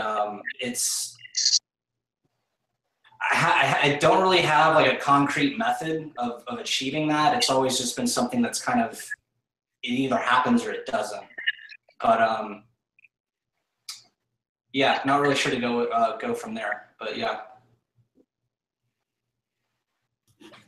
Yeah, that's good, man. And again, you know, like, it's kind of interesting because I feel like dreams are always going to kind of be this mix of like us projecting, but also us receiving. So, I mean, you know, like, you might go in with the intention of being like I don't know. I mean, maybe some people have the opportunity lucid wise to fully just like actualize 100% of the time. But, you know, if you were to just go in and be like, tonight I'm going to go into my dream and experience something super psychedelic, and, you know, like have like a, you know, eat some magic mushrooms in my dream and go on a magical journey and go through portals and connect with some elves and stuff. And you might have that intention, and then at the same time, the universe will be like, that's cool. Like, I hear you, but not just yet, you know, like not right now. Like, it seems, this is something we've kind of talked about before. It's like, there's almost like this kind of behind the scenes director that is playing a role within our dream experience, which in some ways is also us. So, I mean, you know, maybe you might go in with that intention. This is a very interesting idea, right? You might go into your dream with that intention, but maybe it won't actually actualize for like weeks or even years ahead of time. You just kind of put that like, here's what I want to create, and the universe is like, note taken, now just be patient and it will come around when the time is right for you. So yeah, Hunter, I don't know if there's anything else you just wanted to share on that, or if there is any, like, you know, like, maybe you just want to practice sharing any stories behind some psychedelic type experiences that you felt or that you've had, or again, yeah, specifically maybe what they felt like. Again, I know, like, within my ayahuasca experience, yeah, like, it was very like heart opening. It was very like reverent, like just like awe. It was, you know, it was just awe, and it was just kind of like gratitude in that moment. It's just like, wow, okay, you know, like, this is something that is very, very special to be able to be seeing this. And again, not just seeing it as if you're like watching a movie screen, but to be seeing it as like you, as like an extension of yourself. And it's just like, oh, that tapestry of golden snakes, like, that's us, man. That's us. So Hunter, is there anything else you want to add? So sweet. I mean, I could probably go on for days just in terms of, you know, various experiences that I've had. I mean, I think really the best advice that I could give to anybody who's trying to actively seek these sorts of experiences is to first of all go in with an intention or a question. And you know, you might not find like a direct answer to it, but it's something you can't really force. You do kind of have to surrender to it to some extent. But it's particularly with lucid dreaming, once you're there, there is like a sort of element of control where you sort of can step in because you are conscious. That being said, there's going to be a lot of stuff that's going to come at you that's going to be totally unfamiliar, totally foreign, and unlike anything you've ever really experienced before. And I mean, I think the best piece of advice that I could give to anybody is to just sort of just step back and be a passive observer. No, I think that's a good way of doing it. It's just kind of yeah, it's that. And again, this is kind of reflective of how to manifest within this reality in general, where it's basically that idea of like, you know, setting your intention, projecting it, and then letting go, you know, letting go of how you receive it kind of thing. That's one thing. Cause again, you know, I think, the dream space is a very humbling thing, and to just go in with like this idea of like authoritarian aggressiveness and stuff like that. If that's the case, like the universe might be like, hey, okay, if this guy needs to, you know, get like humbled, this person needs to be humbled a bit. So yeah, it's developing like a very intimate and respectful relationship with the dream. I feel that's the thing, right? And even to be able to, you know, with your dreams, you know, if you're creating your dreams, a lot of people could just use their dreams for like lower carnal satisfaction, and that's the thing. They can do that, but there's so much more. There's so much more to be experienced from dreams. So again, I think dreams read your intentions, and again, they are an echo for kind of like what it is that you're holding on to within your heart. So go in with the most modest and grateful intentions as you can. Like, you know, even as you go to sleep, just be like, create your own little ceremony / prayer, if you want to call it that, and just be, you know, just like, I thank the universe, I thank myself for the dreams that I'm about to have tonight. You know, like it's so simple, and it's so like, some people just be like, that's stupid, that's not going to make a difference. But sometimes like literally just like using those words, casting those spells can make a difference. This is a very multidimensional reality, and it's much more flexible than we have been led to believe. And again, that's part of the reason why we're having these broadcasts, because there's like little like tips and tricks within this reality, within this game, and we're trying to like access the console command so we can give you guys more of the codes. So Hunter, is there anything else you want to say at this moment? We'll just pass the talk and stick around, or any even any practical tips that you might just want to share in this moment other than what you've already shared? I definitely think that what you just said about, you know, creating an intention, I mean, our words are so powerful, and even just the very act of saying something is kind of like the first step in making it real. And you know, in terms of surrendering, you know, one of the things that I've experienced a lot with these experiences is after the sort of like the process of entrainment, there's usually this moment where I slip into it, and you sort of experience this feeling of vertigo, like you're falling.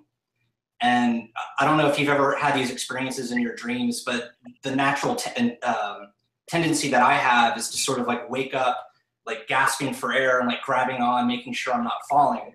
But that's like the moment where you take off, and letting go and accepting that and just sort of letting it happen is like one of the hardest steps that I've had to go through.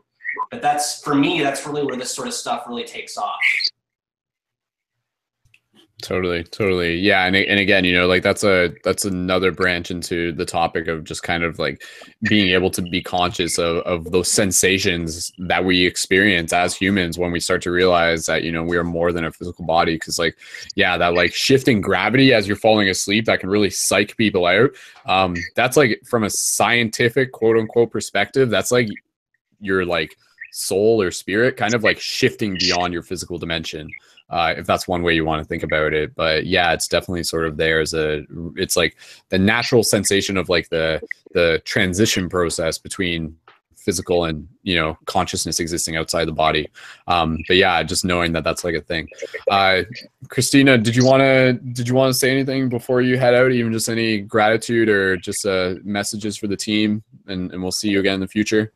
Yeah, absolutely. Thank you guys so much for having me here again. Like I said, I think it's just amazing that we all just so happen to find ourselves right here, right now, in this Google Hangout with the same mission. I think that's just super beautiful, and it's just a miracle in and of itself. So you guys are awesome, and I'm gonna hope to be on the next one too, because this is really cool, and you guys helped me connect a lot of things in my mind, and it's a work in progress, you know, when you get a spark and you're like, wait a minute, like, I'm connecting something here, I'm gonna connect it there, and you just start putting puzzle pieces together, and it's awesome, and I love you guys. That's all. Awesome. Thank you, Christina. Thank you so much, and absolutely, I think what you said there is great. It's about connecting the puzzle pieces. So all the best, and let's keep building that bigger picture. So, yeah, Christina, I'm gonna drop my Facebook link because okay, perfect. Something to share with me. So and then, yeah. Perfect. And again, for Christina and for anybody else in this broadcast, we'll make sure to include their contact info into the show notes after the broadcast. So if you hear someone, you're like, hey, I want to connect with them, I want to check out their channels, you know, I want to learn more about them, then be sure to check out the show notes, which are posted the day after the broadcast. And those are in the YouTube info and also on the main website, again, under the broadcast for October 5th. So Christina, thank you again. All right, guys, let's keep jumping around. So again, there's a lot to talk about, and obviously within a few hours we'll not be able to talk about everything, but that's why we do this class time and time again.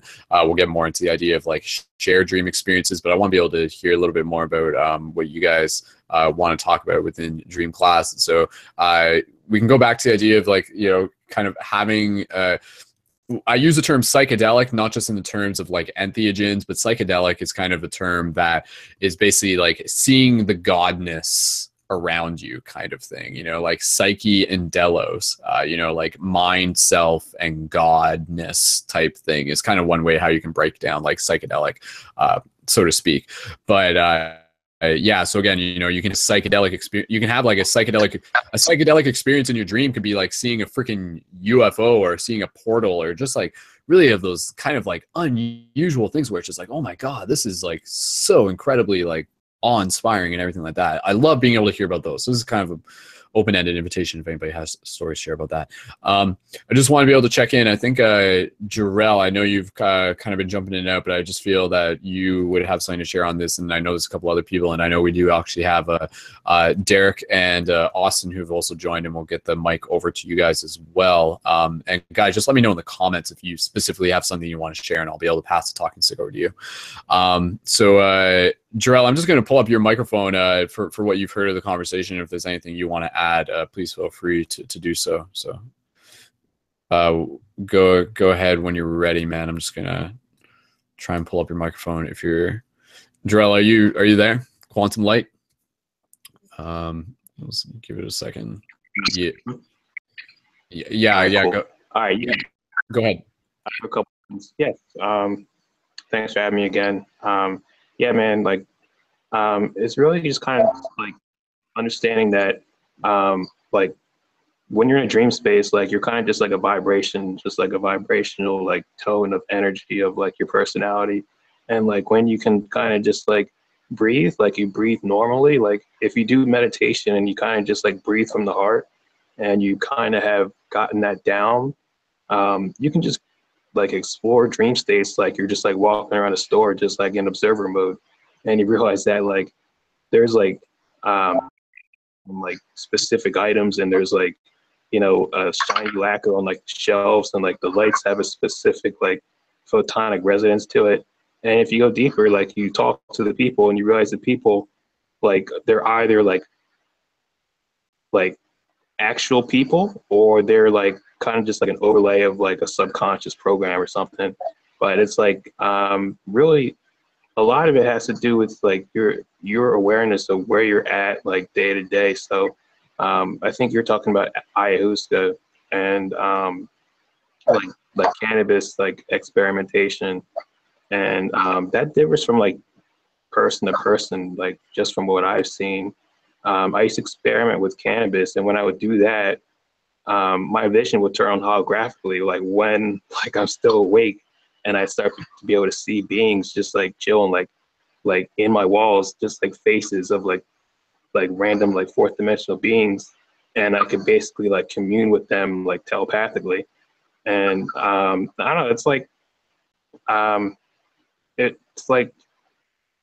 if you understand that the entire universe is just like a holographic construct, and your physical body is made out of the same geometry as the universe, then like you become awake in the dream while you're awake. And I don't know, that's something that I'm passionate about, something that I'm constantly like learning and feeding my brain about, and just like embodying. I really like learning about the third eye and just like understanding that like it's a stargate. Like you're literally you're in a body, and your body is a dimensional diving suit. Like you're literally like in like the middle of void space, and like the reason why you can't see with your third eye is just because there's so much pressure like pushing onto like your third eye. Is like you haven't spun out the toroidal field within it. And when you can spin that inside out, you get the screen. You get the third eye screen where you can interact with beings. I've only had that like a couple times, but it's pretty cool to like get up and then interact and see that you're actually in a holographic construct. But yeah, there's like a lot also that's like available to like explore. Like if you do like Tai Chi, and then you have like, you're talking about like programs to like execute in dreams. If you start doing the Tai Chi when you realize you're lucid in a dream, like you shoot lightning out your hands, you start flying, like it's crazy, man. It's like I kind of like pretend like when I'm in a dream, like my body's like a biological Iron Man suit. Then I could just shoot straight up my stream, portal out the dream, right? This is what happened like 2 nights ago. I portal out the dream, and as I'm leaving like the fourth dimension, I look down, and it's just like a blue marble earth surrounded by a black hole. And then I'm shooting up like the Kabbalah, like the tree of life. And then I'm up, and then I'm just like back to where I am, like when my eyes are closed, like when I'm just chilling, like normal, like while I'm awake. So it gets really lucid, like when you understand that like everything's connected. Like when you're in a dream, everything's connected, man. And I don't know, I'm just passionate about it. I blog about this on my blog, and I do videos about this stuff too. Yeah, dude, that's awesome, man. Being able to share those experiences are again super valuable, just because they give us that extra insight of like what is possible, and that definitely helps fuel the imagination. So, you know, at some point someone might sort of get into that space where they're like, oh sweet, I'm gonna put on my dream like mech armor and blast myself like through another dimension and stuff like that. Yeah, man, I'm just kind of curious, from your own experience within dreams and everything like that, what are some other practical tips that you'd be able to suggest to people? Obviously, one of the ones that we've mentioned so far, again, is being aware of how cannabis is going to affect your dream recall. So if anybody's listening to this and they're just like, I don't remember my dreams, but I smoke weed every day, there's a relationship between that. Presumably, most likely it's going to be different for everyone, but definitely try it for yourself and see what happens. And then again, you know, like writing down your dreams, keeping a dream journal, keeping point form notes, that's always going to be a pro tip. Diet is going to be another thing. Cultivation of sexual energy is going to be another thing. Those are some of the basic core basic tips that we're going to mention basically in every single broadcast. And again, meditation, mindfulness, reality checks. But Jerrel, any other expansion either on any of those, or just your own sort of suggestion on practical tips, again, you know, maybe for people who are even just beginning to delve into the realm of dream practice? Yeah, I know I watch these broadcasts, and I kind of like see like people talk about stuff, and it kind of gets repeated, so I'm gonna just repeat like what I've heard because it works. Recording your dreams and like getting in the habit of like understanding that when you recall what you experienced, you're going to be able to understand that while you're dreaming it, you're going to remember it. You're like, oh, okay, this is happening. Oh, I'm going to remember this. Like when this happens, like, meaning like I'm going to remember this when I start like recording it, and then I'm going to, you know, start the perpetual motion of like knowing that it's happening, and I'm simultaneously there while I'm there. And then like there gets funny. You start messing like with the dream characters, like I have like a little dictator like recorder thing. I like take that out in a dream, and I start like dictating like what the characters are doing, and then it's like, oh man, like what is this guy doing? Like it's crazy, man. Like just like understanding your breath, really, just breathing from the heart. Like when you do that, and you're calm, you can even do like binaural beats like before you go to bed. That gets your mind clear, really. And I use like Organite. I put Organite under my bed. When I do that, my dream clarity shot way up. You can use like Organite plates with like the little spirals on top of them. Put them like under your bed, like under your mattress, and that charge gives you like a piezoelectric charge in like your physical body, and like your energy level shoots up. Another practice I did when I first started was Kundalini. I would do Kundalini for like 5 minutes, and then I do just like a light pill activation for 5 minutes, and I lay down. That's if you're real serious, like you want to like really enhance your energy and like blow open like the doors of your mind. And but simple stuff. Just what I would really just recommend, just like an Organite plate under the mattress. That'll boost anybody's dream recall. And you can find those on like Etsy.com for like $30, and that's it. Cool, man.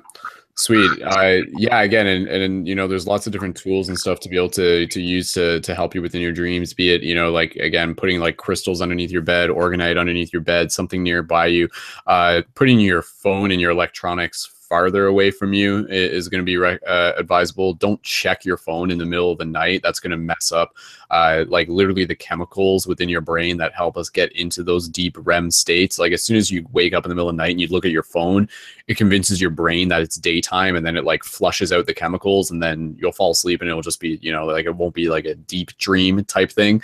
So I mean, those again, just simple tips.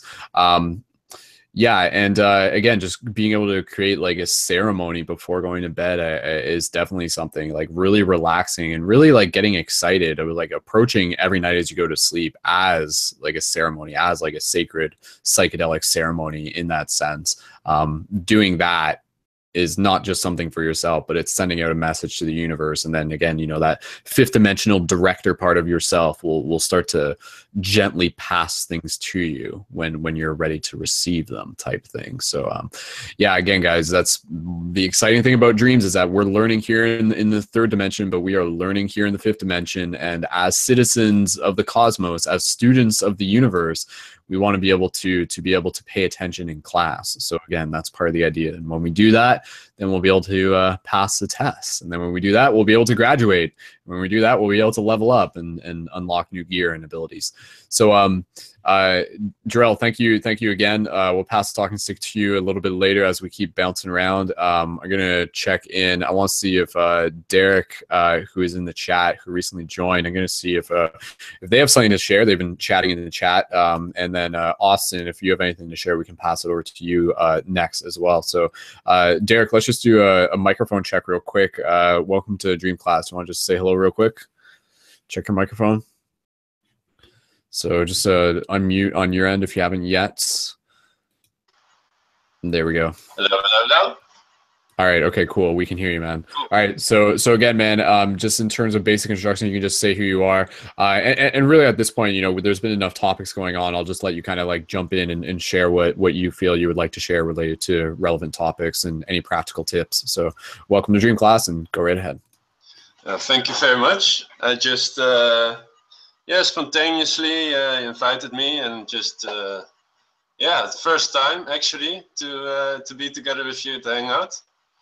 Pretty excited about it, and happy to share with you guys. I don't know what I'm gonna share with you exactly. I don't have much experience with dreaming, But well, it's like I can't really recall. I do dream a lot, but it's like some clarity is missing. And every time when I try to pen it down, it's like, never mind. But yeah, I was listening to some of your advices and tips, and I decided from now on to really put them to use. So I can come to that point of really like, okay, that's really like to really receive the messages. Like I believe like through the dream state, we can receive like the universe is showing us something. And through the dream state, we can become clear, like what is the universe showing us, what are the messages that need to be, what is it that the universe is telling us about us, and become more aware about the nature of this existence and the nature of who we are. And I experienced it not so much through dreaming, but in different ways. And yeah, everyone has a different path, different ways of finding out about reality, about ourselves. And well, basically, just yeah, actually, like through my expressions as an artist, mostly it's like translating from the subconscious to bring this to this reality. And this really helped me a lot on my path to become, to find out more like what's my nature and how do I express this.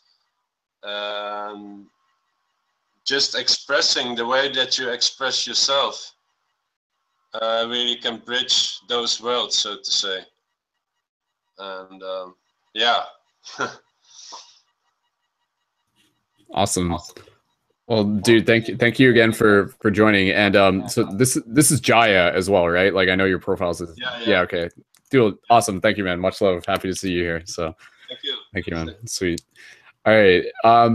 Cool. Yeah. And again, you know, like I think it's really valuable and worth noting that like everyone's coming into this experience and we all got kind of like different relationships with the dream space that I feel regardless of kind of like what our default relationship is, all of that has the ability to shift, you know? So if someone's just like, I never remember my dreams, I've never had a lucid dream, that doesn't mean they can't.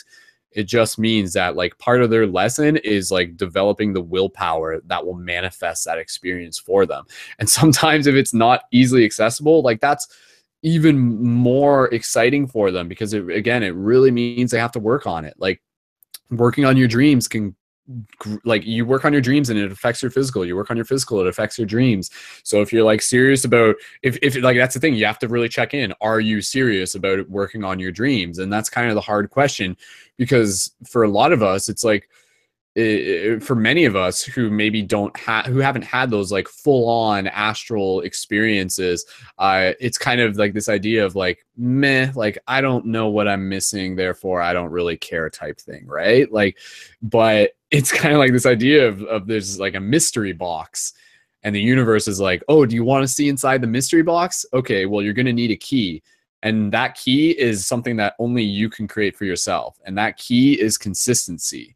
And like, that's like what I always find is the big thing with dreams, is that our dream practice is always, mostly for most of us, it's probably going to wax and wane. You know, there are going to be times where we're like more focused in 3D and we got like heavy projects or like a lot of stuff going on. And then there's times where maybe we like have like a little bit extra opportunity to be able to work on our dreams. And it's within those periods of when we can focus our attention that it can definitely like yield some very exciting results. So there is a mystery a mystery box, a mystery treasure chest for each of us. And you know, that is like the opening of the heart in itself. And again, it's a very powerful thing because it opens you up into like your higher dimensional self which you integrate into this experience. So again, like as you start walking through the 3D, you're just like, yeah, okay, I know who I am, but in my heart, I know that like I know who I am. I know I am like this like bigger cosmic being who is playing this experience, who's playing this game. So again, you know, dreams are super freaking awesome, and they're not just a byproduct of this physical body. Again, you know, it's the idea that this is what I've said time and time again. The dream space is closer to where we come from. It is the place that we come from before we are born and after we die. It's very much like one in the same. It's that, you know, the astral planes, the higher dimensional realms. There's a lot of different ways to explain it, but yeah, we didn't just pop up here in the physical. You know, we came into the physical from the dream space. The physical itself came into this reality from a quote unquote linear perspective from the dream space. At the beginning of the universe, all was dream, if you want to think of it that way. Yeah, which is like a trip in itself. But again, these are just ideas. Think for yourself. That's the important part. Connect these dots in a way that is going to work for you. And yeah, just keep asking questions and keep on practicing. So let's keep passing, talking, stick around. I want to be able to see if Austen is here. And then I may read from you guys a little bit of a book. Jared, do you want to say something real quick? Let me just pull up your microphone. Go ahead, dude. Add to some of the things, your tips and tricks for recall. For recall, go ahead. Yeah, the Indians always said don't eat before a certain time. Have some digestion, not get in the way with your dream process and memory. There's tamarind paste that helps uncalcify the pineal gland.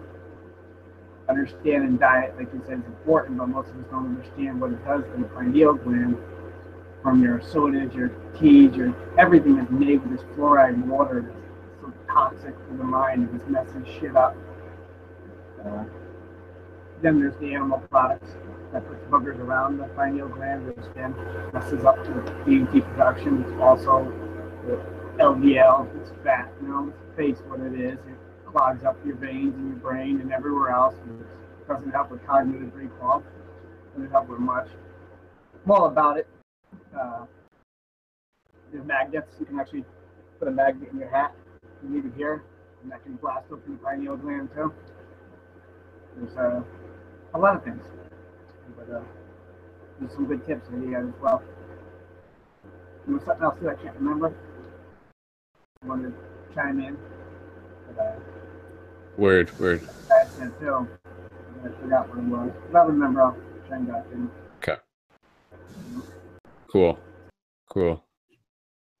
Lately, you know, wild stuff. I was seeing somebody else for a while and actually seen her in my dreams. Maybe the next couple of days is what I've already seen in the dreams, but I didn't want to jinx the whole thing. But I used to do it all the time. Jump out, see things, go into people's dreams. Astral travel is favorite. I want to get back to doing more of that and even participating with anybody here. Yeah. Check out the validity in this reality like that as well. Tom Cryon also mentioned some really good information when it comes to the veil. Brendon, you said something about getting better and getting better and getting better. He describes it as you don't have to do it that way. You can just be better. Thinking that actually processes and messes these things up. We can instantly attain these things. But then there's things that we need to learn at our curve. And find out things, other things that might come and interject in between those. Who knows? Mm-hmm. Process is worth unraveling. It's fascinating. Lucidology 101 when it comes to astral travel. Did you look at that one? Send it or not? Did I send you a link? One? It's possible you did, but if you can send it again, that's fine, yeah. Fucking incredible. That man's on top of his game.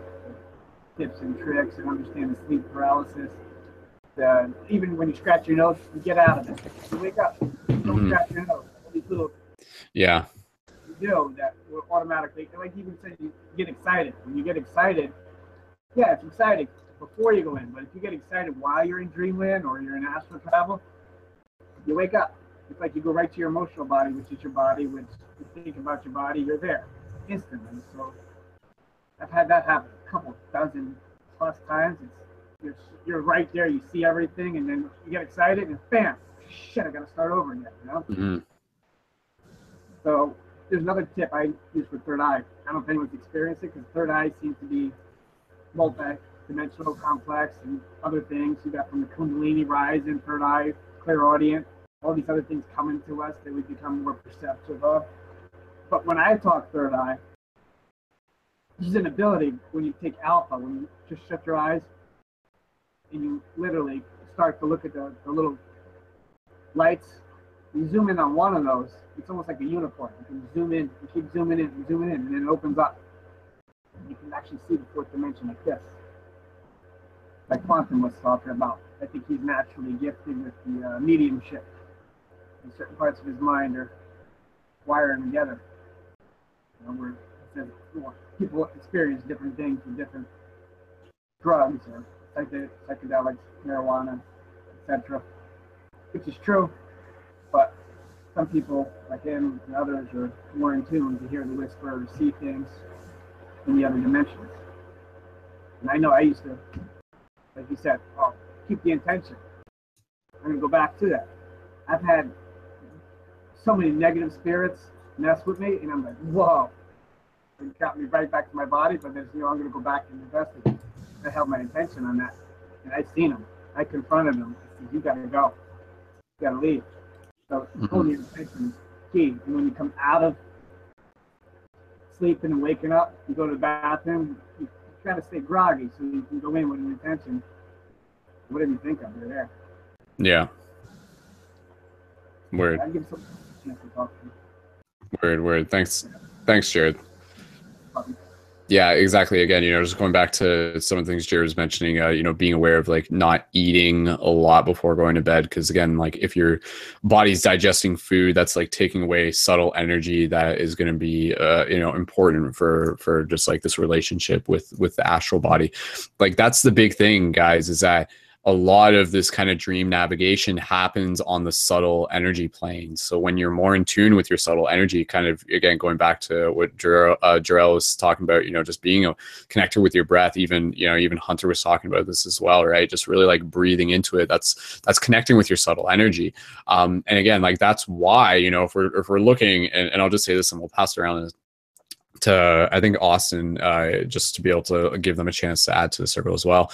If we're going back to the idea of like, why does cannabis affect dream recall? From my way of understanding it, from a quote unquote logical perspective, while integrating a concept of metaphysics, I feel that part of the reason why, if you smoke cannabis and then within 24 hours, you're going to like have a hard time remembering your dreams, is because in order to remember the dreams the best as we can, we need to be able to like really have all of like our energy systems like really working in some form of like optimal functioning ability. What I'm trying to say is that like when you smoke cannabis, this is just one way of thinking about it.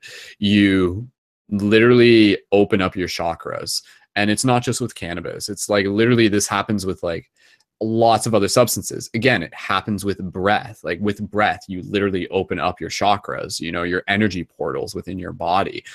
So when you're smoking cannabis, like it literally kind of like opens up your chakras. And that's why we feel high, because our chakras are open and we're kind of like more aware of the energy. We're like more tapped into like creative inspiration. And depending on where you're focusing on, maybe that can mean your root chakra is open. And maybe that can mean like that's why you have the munchies and stuff like that, because your sacral is open and stuff. And that's why you can feel like your love for music, because your heart chakra is open. And it's really depending on which chakra you're kind of tuned in with at the time. But nonetheless, by the time you're done this high, again, it's almost as if like, like having like you open your chakras, and then like after that, they kind of like take a while to like recalibrate again before they can like and like really kind of like become like a laser again. They kind of like after that, your subtle energy kind of becomes like dispersed. It's not as crystallized.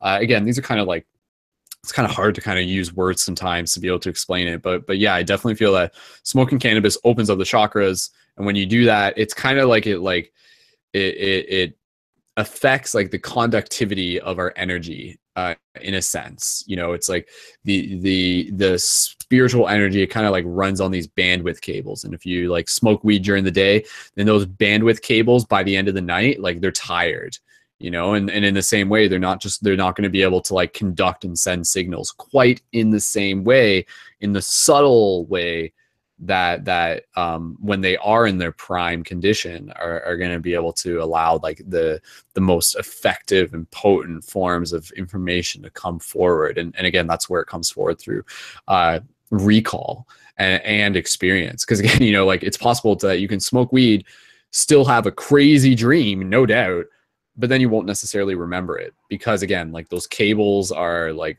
not as effective because of the fact that you've already used them once earlier in the day, and it like takes like a night to sort of recalibrate them. So yeah, again, that's my understanding of why cannabis relates to dream recall. It's because it's literally an energy body chakra type thing. Now I know going back, Jared was talking, he was talking about putting a magnet on his hat. I know Hunter left a comment in that. And again, you know, think for yourself, you know, if it's something that you feel called to try it, you know, discretion advised. We're not telling you to do anything.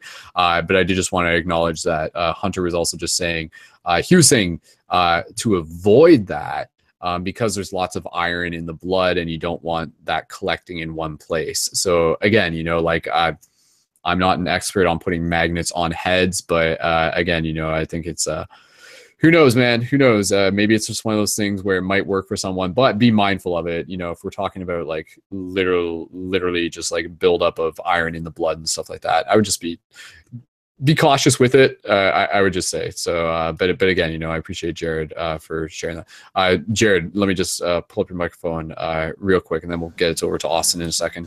Go ahead, Jared. Yeah, the iron in the blood, because that's a tricky topic too. But iron phosphine and iron fluorine, there's a difference. Iron phosphine, fluorine, think fluoro.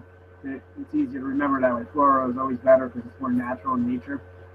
Is a natural substance of iron, and that is not magnetic. But the iron phosphine is magnetic, and that's where most of the supplements come into effect. I'm not on any of those, which he does make a good point, but I don't think he would randomly for wearing it for a day would cause too many problems, and it would probably pass through. If there's only a couple of veins up there, I don't know if it'd be. And I've never seen any studies with that, but it's a good thought, you know. Mm-hmm.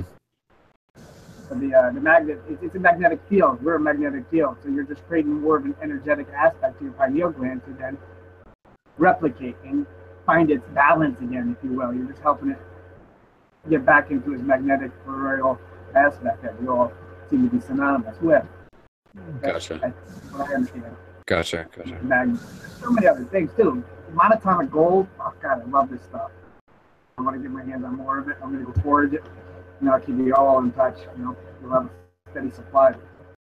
But monatomic gold literally balances the mind, opens up the third eye, puts a smile on your face, raises the vibration of all your cells. It's just amazing stuff. Talk about recall with it. Holy shit.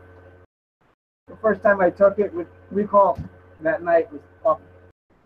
Anyone that's ever taken it talking about their dreams are going through the roof unless they got a bad batch or a low dosage. And you don't even need to take that much. You're talking just a little bit of it per day. Monatomic gold powder. Absolutely amazing stuff. The only side effects is spiritual awakening. The stuff growing teeth back, hair. It's the secret to longevity. And wrapping those telomeres back up to keep the information in, and then just getting downloads and you just rise into your. That's the key to immortality right there. That stuff. Amazing. Mm-hmm. Yeah. Word, man, word. That's one. I try to talk less. You know, so I'm talking a little less and less. Oh, it's good, man. You know, it's like I watch some of my videos. I need to slow down. Oh, I know you got a lot to share. So yeah, there's no problem, man. Cool. But well, it doesn't do it if we can't process it all. I hear you pick up on it. It's like okay, I get the break for Jerry. Let me recap what he said. Well, definitely, man.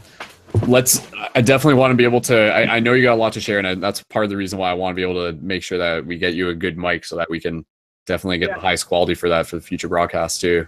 Absolutely. I got a good one here. I just got to get a. Okay, cool. Sweet. You know, I thought I had it. Yeah. We'll have to do some more tests. All right, Jared, we're gonna pass it over to Austen. So thanks again, man. Yeah, and again, man, like there's like you know, like there's a lot of kind of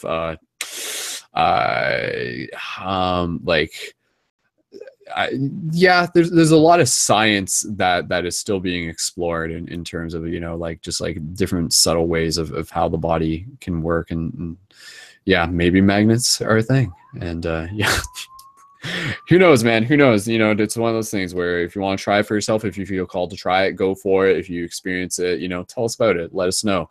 And maybe there's something there. So again, you know, it's similar to same idea of like having, again, organite and stuff near your bed as well. So let's, I wanted to be able to check in with Austen. Sorry, Jared, did you have a quick thing? Okay, go ahead. Okay, yeah, go ahead, dude. One quick thing, just to add with the iron, phosphine, and fluorine, so people understand, when you take that stuff, it's the magnetic effect, but the shit part of it, the magnetic one, the phosphine versus the floral, it literally sticks nutrition to it, like a magnet, and you poop it out. So it avoids your nutritional aspects. So it's very important to avoid anything magnetic. Don't cook with metal pans, metal pots, none of that shit.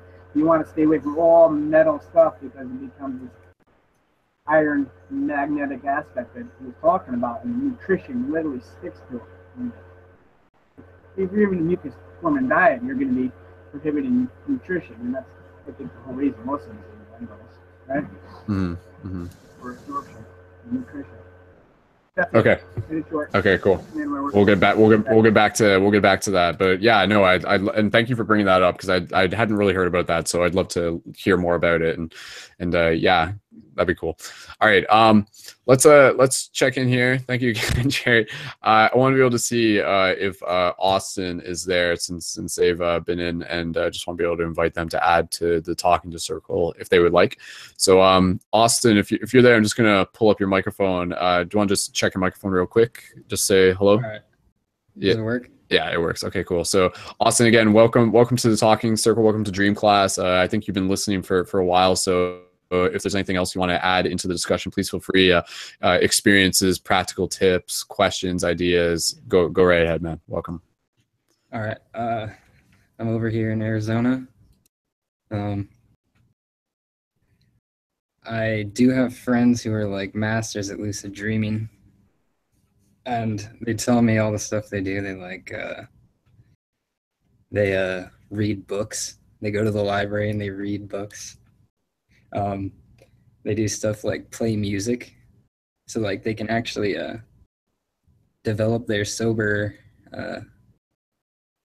awake world skills within their dreams. And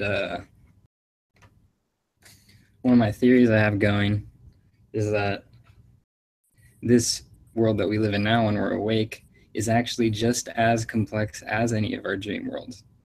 It's just this that our mind has begun to filter out a majority of our experience because our brain is very conditioned towards survival instincts.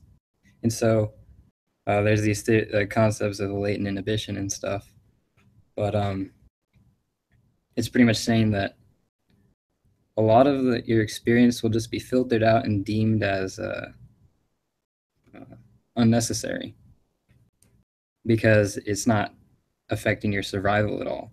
And so many people, they become very dumbed down to their surroundings, and they lose the feeling of the sublime, because this experience on Earth is supposed to be completely eye-opening, completely life-changing, but we've gotten so used to it that we just see it as like dull and boring and a waste of time. But if we're able to lower latent inhibition, or if we're able to actually see the things in front of us and not just see the thoughts in our minds all the time, I mean, through a lot of my Zen meditation practice, you really clean out thoughts from your world, and so that you actually see the reality as it is rather than what your thoughts think it is. And so all of a sudden, everyday life becomes a fucking dream. It becomes an amazing, like, psychedelic experience every moment of your life. And in regards to dreams, yeah, my friend says he smokes weed in his dreams all the time, and he feels the complete effect, just trips. I personally have had that experience in one of my lucid dreams. The main way that I get about like a 80% success rate with lucid dreaming is the time that you expect to wake up, set an alarm like 2 hours before it, and then just turn it off when you wake up, and then go back to sleep. But you'll be so conscious, and your body will be in such a sleep state that you can easily enter lucid dreams. The main key, though, is make sure whatever you set your alarm isn't something that will just completely just fuck you up, like something super loud and shit. You gotta get something calm, and then it like slightly wakes you up. You turn it off, and then you go back into the dream world, and you're lucid. You're awake in the dream world. But yeah, I just threw a lot of information out there, but. Oh, that's good, man. That's good. And yeah, no, thank you for sharing that. And just what you were talking about, like with your friends, being able to practice real world skills within the dream. I mean, I think like that in itself is a huge interesting topic, because I feel like many of us have probably had experiences similar to that. And it's kind of cool because, you know, I think what we do in our dream is kind of like our soul having fun, our soul expressing, our soul playing in a lot of ways. Like I know I've had, and I feel like that's a big part of like what we're here to do, you know, as spirit. We're here to play. We're here to kind of like be that like Fibonacci spiral, just kind of like fractaling into a million different beautiful, chaotic yet symmetrical patterns, which is what we do when we're like, you know, dancing and making music. And that's why like within my dreams, I know I've had a lot of dreams where I've like practiced like spinning lightsaber. And again, that's because I spin lightsaber in waking life. So then I do it in a dream, and then I do it in waking life, which came first, right? But playing music in a dream, I think, is really cool. I've done like parkour and stuff in dreams and everything like that. But again, I think that's a really brilliant idea, and just another example of like what can happen within the dream space, where we're actually leveling up our skills, our practical skills within the dream space. Like if you have the ability to fully create that holographic space of your dream, yeah, pull up a violin and practice there, and it's basically like a hyperbolic time chamber from Dragon Ball Z. Like it's right there, man. Like it's right inside of us. Like your body, as you know, as Jerrel was saying, as everyone is saying, is like this hyperdelic like time machine / spaceship to these inner worlds, and they're there to serve us in a very non-selfish way, in a very humbling way. You know, it's the universe providing itself with these tools so that it can continue to grow. Like it would almost be asinine. It would be insane to think that, you know, every night when we go to sleep, we would just like empty and enter into an empty void space and nothing comes out of it. Yet for a majority of the population, that's what it feels like for them. Even though, again, just because you don't remember your dreams doesn't mean you're not having your dreams. So who knows, right? For people who aren't remembering their dreams, there's still a lot of important stuff that's happening. And sometimes you'll like go through experiences where like maybe you are a regular person who remembers a dream, and then some days you just won't remember your dreams.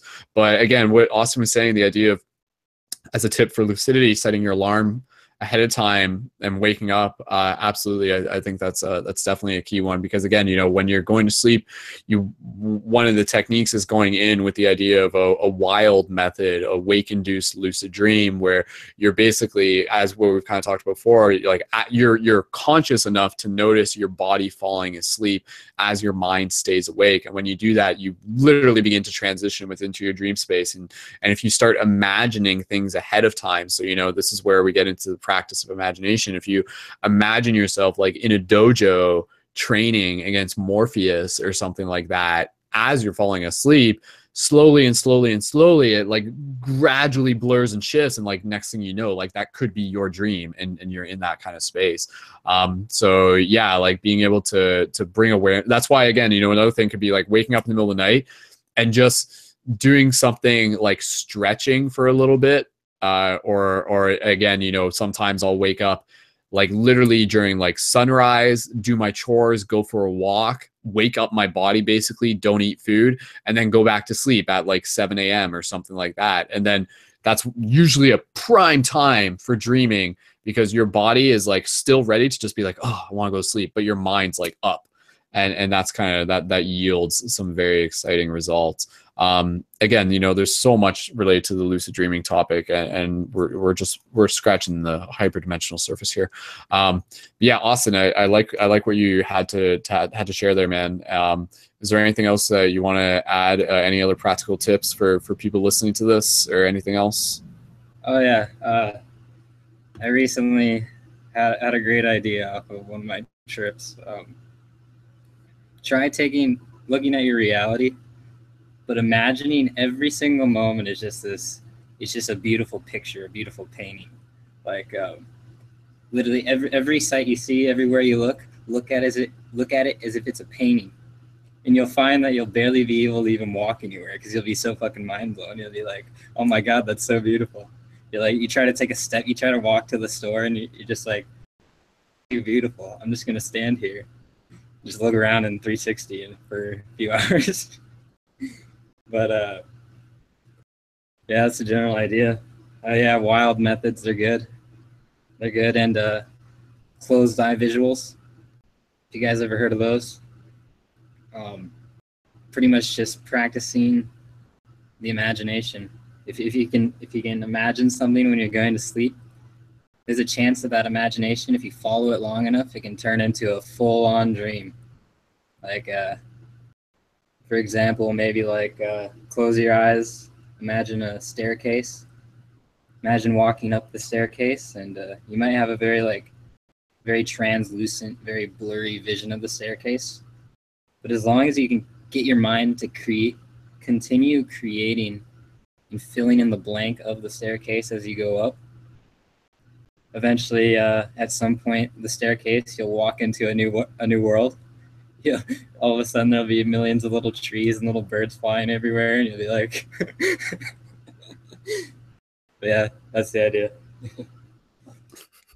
Totally, dude, man. Totally. And I think that example of the staircase is a good one, because I think having something simple to focus on is valuable. And again, you know, like that's why, like, within the practice of dreams and everything like that, meditation is key, because meditation is the practice we develop to be able to keep our focus on one thing at one time.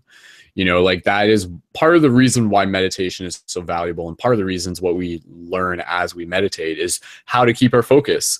Because like, as we when we don't meditate, when we're like living in this culture, when we're constantly, you know, our attention is constantly being pulled in a million different directions and things like that. So it takes practice. It literally takes like a muscle to keep your focus.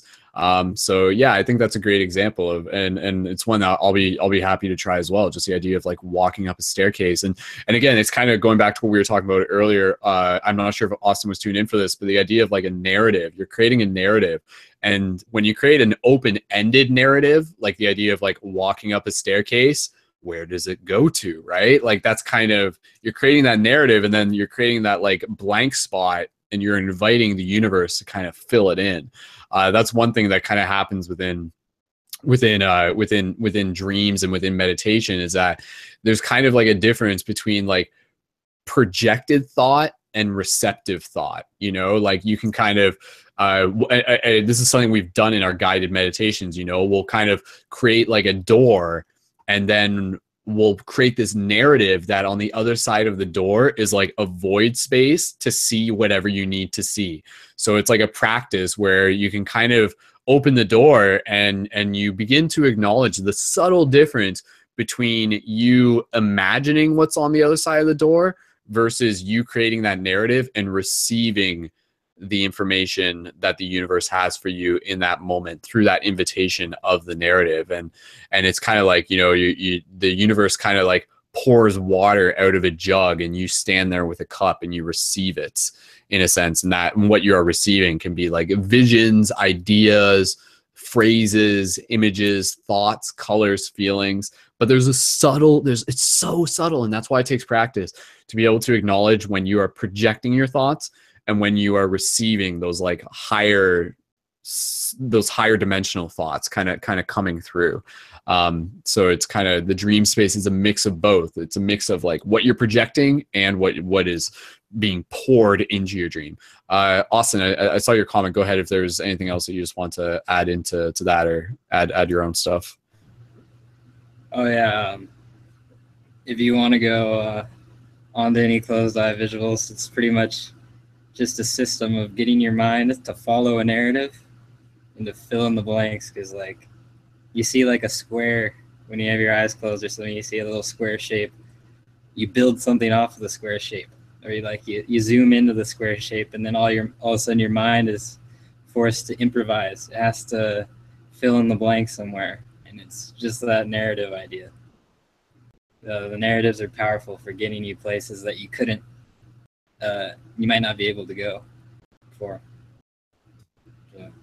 Word, man. Word. Yeah, and we're definitely emphasizing the narrative is kind of a big theme that I think we'll definitely keep going back to. So again, even just think of yourself, like what narratives can you create? What can you just play with it? It's imagination. It's daydreaming, right? It's the stuff that they told us to stop doing when we were in grade school, but ultimately it's like such a valuable thing that's going to help us tap into more of ourselves. So sweet guys. Okay, let's keep bouncing around. Austen, is there anything else we wanted to add at this moment? I was just gonna kind of switch things up in a second. So but thanks again, man. Those some valuable additions. So okay, so okay, so we'll just keep bouncing around, and I wanted to be able to read from you guys a little bit from the book that I have here, which is Dream Yoga. It's something that I've read from last week, and that was from the first chapter, and I'm going to read you some of the second chapter. I also wanted to share with you a bit of my friend's dream that she was mentioning the other day, which again was like super interesting. And this is just me like remembering it off the top of my head, and I'll just share this here. And again, I know I'm kind of putting two things in at once because I want to just be mindful of the time as we get close to wrapping up this broadcast. Potentially within the last half hour, and we'll close with a micro meditation at the end. And within Dream Class, we have this idea of meeting up at the shared dream tree, which is kind of like a common thing that we kind of keep going back to, and we keep putting intention into the idea of like having that collective meeting space within the dream space, within the astral realms that us as shifters can actually gather at. So we'll get a little bit later. We'll get to that a little bit later. So again, the dream that my friend had, this is a dream that Lacey had. Lacey, we've shared some of her dreams before, again, as kind of examples of what can happen within the dream space. This is a dream that she was mentioning, and it was, again, something that she explained as like going into a lower dimension, which is something worth looking into. We can get into it within this broadcast a bit. It's kind of a huge topic in itself to a degree. And it's an infinite topic, just like anything else. But okay, so again, like when we're traveling through the multiverse within the dream space, sometimes we're just kind of like on regular dimensional planes, and then we're on like extra high dimensional planes. And then sometimes we can sink into these lower dimensional planes, which often we recognize as being synonymous with like nightmares or something like that. But again, even these nightmares are there as teachers. Everything is a sifu. Everything is a lesson. Everything is a reflection for you to be able to become more awake within your dreams. It's not the idea of it's happening to you, it's happening for you. So if you're ever having a nightmare, part of that is there to help you like learn how to conquer that nightmare and learn how to wake up within your dream. So what happened within her dream, this is really trippy. Visualize this as I'm telling you this, because I think it just kind of, yeah. Okay, so she was talking about how she was like basically seeing almost like a maze or something that was kind of like a labyrinth, and she was kind of looking at it from like a top-down perspective.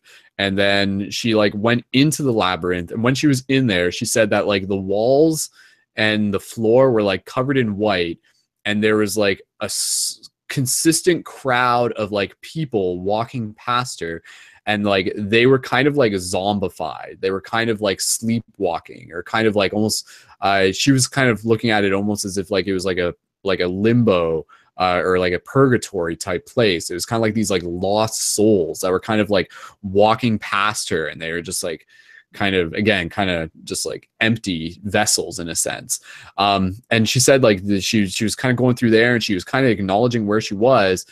And then what ended up happening is that she like floated above this like maze again. She kind of lifted herself out of it, and then she ended up like finding this creature, and I don't have it written in front of me, so I can't give you the exact details, but it was like some sort of like creature that was like the guardian of this like maze labyrinth.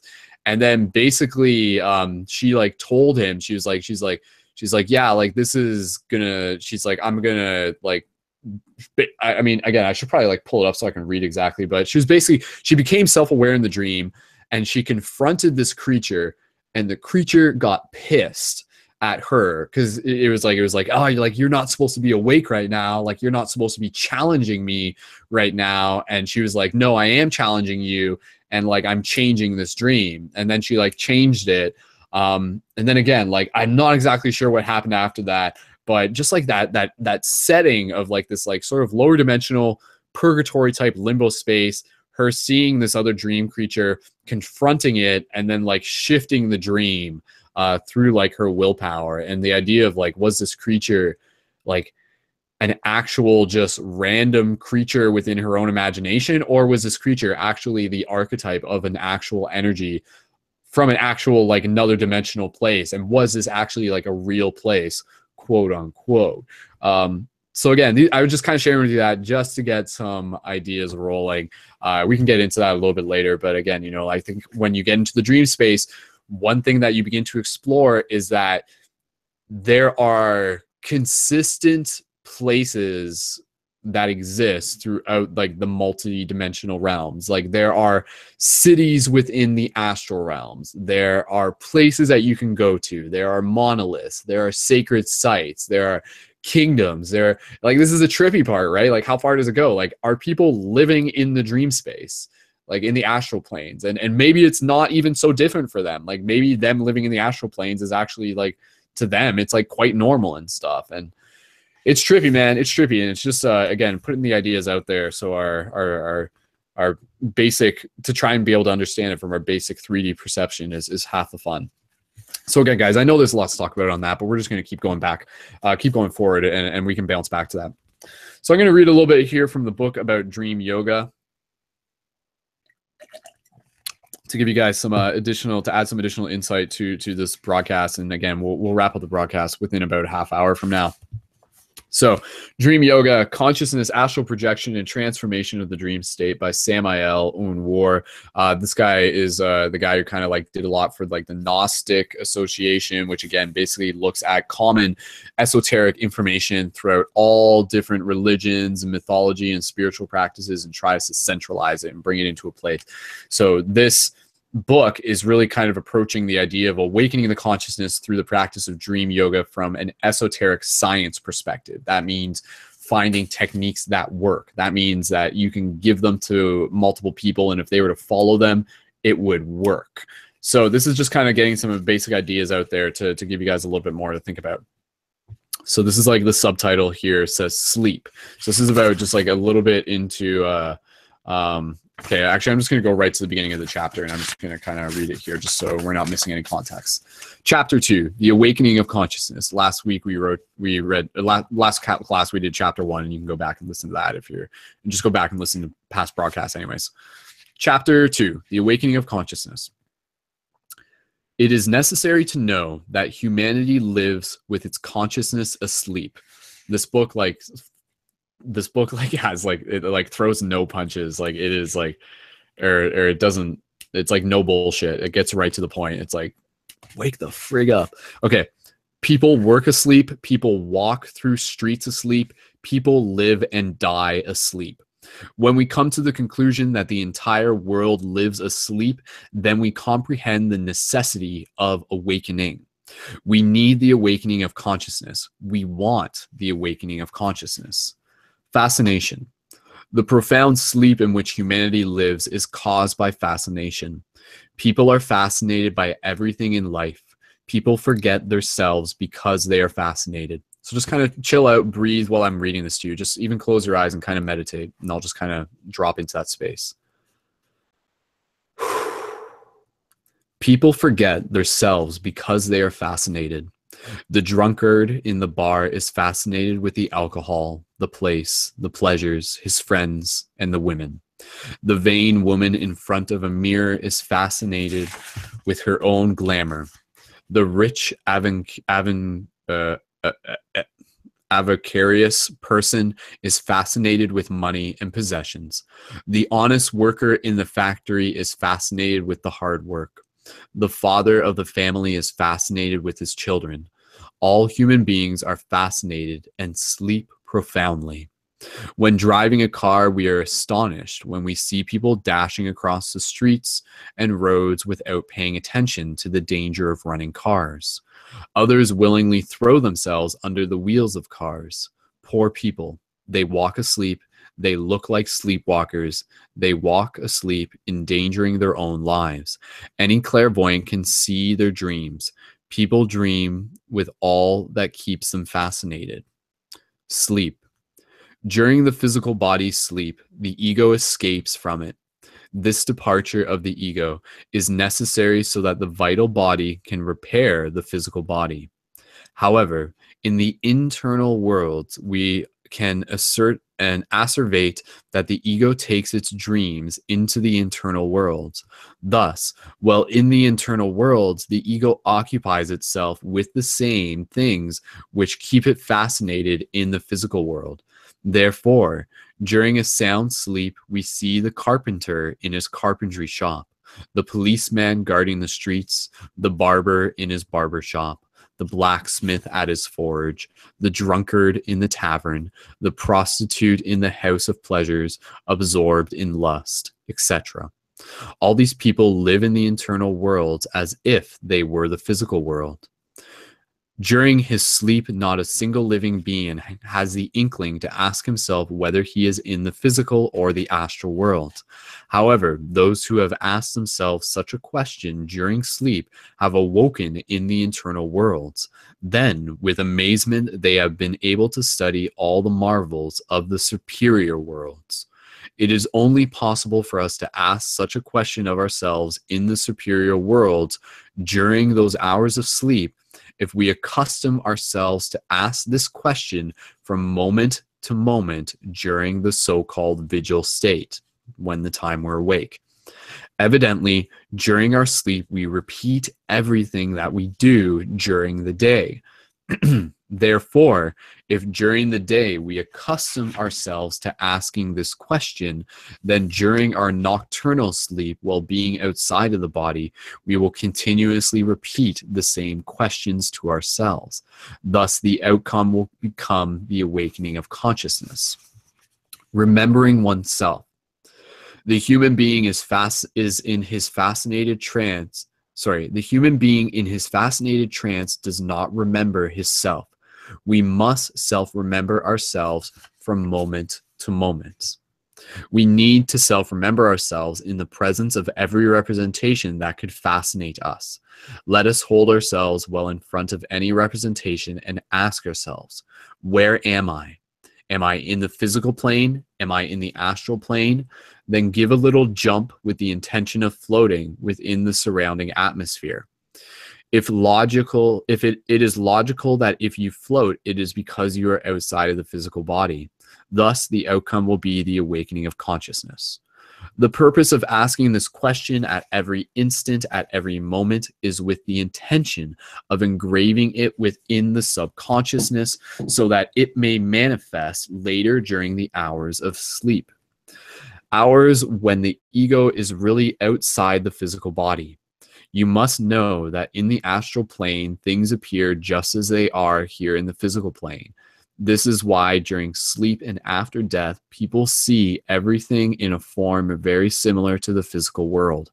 This is why they do not even suspect that they are outside of their physical body. Therefore, no dead person ever believes himself to have died because he is fascinated and profoundly asleep. Okay, I'm just going to pause for a second because that's like a huge idea, right? Because like we're getting into the idea that, like, just think about that. No dead person ever believes himself to have died because he is fascinated and profoundly asleep. So like when you die, if your consciousness isn't fully awakened, that can happen for a spirit where they don't actually know that they're dead. It's just kind of going into a dream. And in the same way you go into a dream, you don't know you're dreaming because you're like so fascinated with just like the idea of wherever your fascinations guide us. If the dead had made a practice of remembering themselves from moment to moment when they were alive, if they had struggled against the fascination of the things of the world, the outcome would have been the awakening of their consciousness. They would not dream, they would walk in the internal worlds with awakened consciousness. Whoever awakens the consciousness can study all the marvels of the superior worlds during the hours of sleep. Whoever awakens the consciousness lives in the superior worlds as a totally awakened citizen of the cosmos. One then coexists with the great hierophants of the White Lodge. Whosoever awakens the consciousness can no longer dream here in this physical plane or in the internal world. Whoever awakens the consciousness stops dreaming. Whoever awakens the consciousness becomes a competent investigator of the superior world. Whoever awakens consciousness is an illuminated one. Whoever awakens consciousness can study at the feet of the masters. Whoever awakens consciousness can talk familiarly with the gods who initiated the dawn of creation. It's like some big stuff, man. Whoever awakens the consciousness can remember his innumerable reincarnations. Whoever awakens the consciousness can consciously attend his own cosmic initiations. Whoever awakens the consciousness can study in the temples of the Great White Lodge. Whoever awakens the consciousness can know in the superior worlds the evolution of his kundalini. Every perfect matrimony must awaken the consciousness in order to receive guidance and direction from the White Lodge. In the superior worlds, the masters will wisely guide all those who really love one another. In the superior worlds, the masters give to each one that which one needs for his inner developments. Okay, last part. Complementary practice. Every Gnostic student, after waking from their normal sleep, must perform a retrospective exercise based on the process of their sleep in order to remember all of the places they visited during the hours of sleep. We already know that the ego travels a great deal. It goes towards where we have physically been, repeating all of which we have seen and heard. The masters instruct the disciples when they are out of the physical body. Therefore, it is urgent to know how to profoundly meditate and then practice what we have learned during the hours of sleep.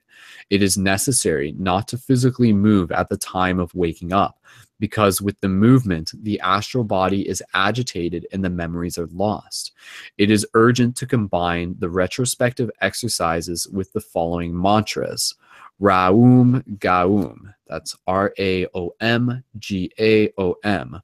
Raum Gaum. Each word is divided into 2 syllables. One must accentuate the vowel O.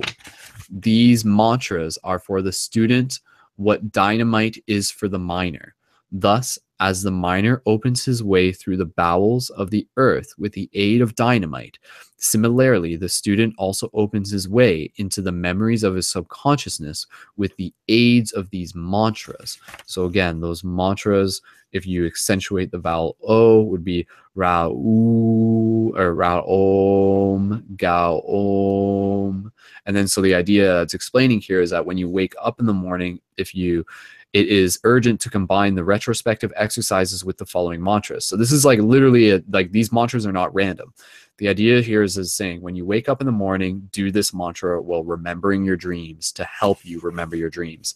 Ra Om Ga Om.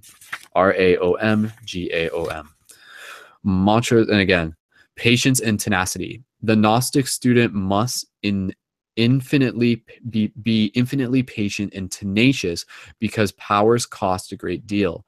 Nothing is given to us for free. Everything has a price. These studies are not for inconsistent people, nor for people of fragile will. These studies demand infinite faith. Skeptical people must not come to our studies because occult science is very demanding. The skeptics fail totally. Thus, skeptical people will not succeed in entering heavenly Jerusalem, as it explains.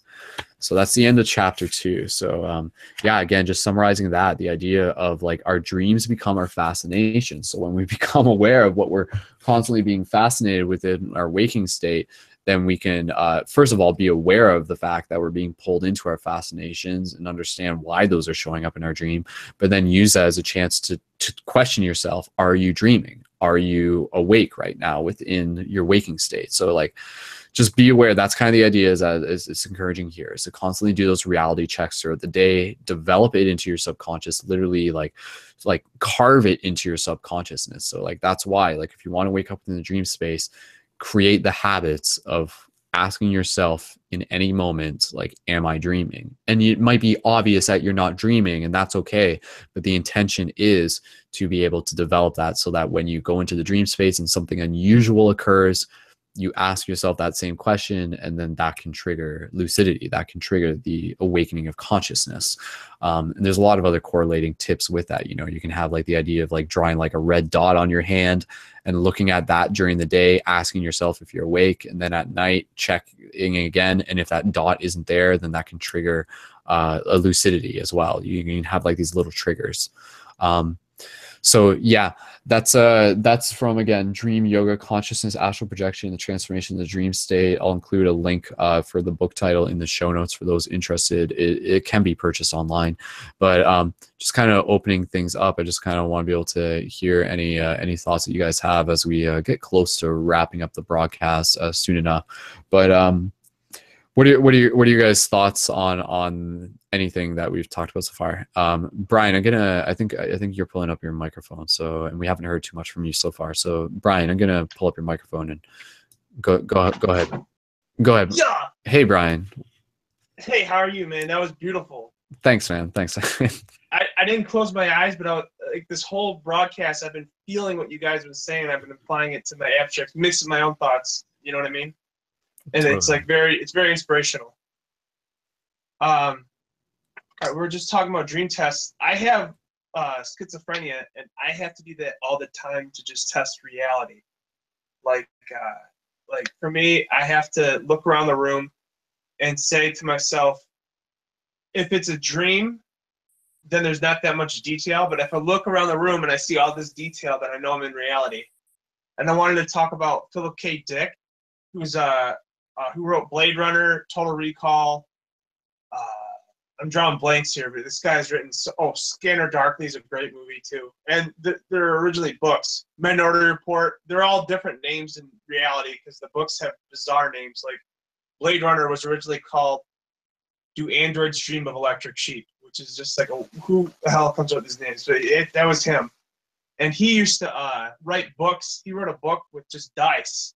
And he let probability write the course of like this fictional history. And the quote that resonates with me with dreaming and everything is like, he says, that which does not escape, like your thoughts or your beliefs is reality, which is like beautiful. Like, I forgot who said it earlier, but they were talking about, like just stopping for a second, appreciating that breath and appreciating what they're seeing all at once or hearing or anything. And I understand how we can open chakras that way now. Like it makes sense to me. Yeah. So let me think here. I don't mean to. Okay. So there's two different types of when you believe in anything too much. This is it's a manifestation. It's like there's paranoia, which is what I'm used to hearing people talk about with schizophrenia. And that's to actually fall into the trap of your dream and believing in your dream with like your core being. And to me, that's my definition of it. And with paranoia, it's the fear that the world is conspiring to harm you. But I also experienced cases of proanoia where like I thought I was Jesus and I thought everyone else was Jesus too. You know, like I was raised Catholic and it has nothing to do with that. It's just that I thought that everyone was balls of light that were just waiting to explode.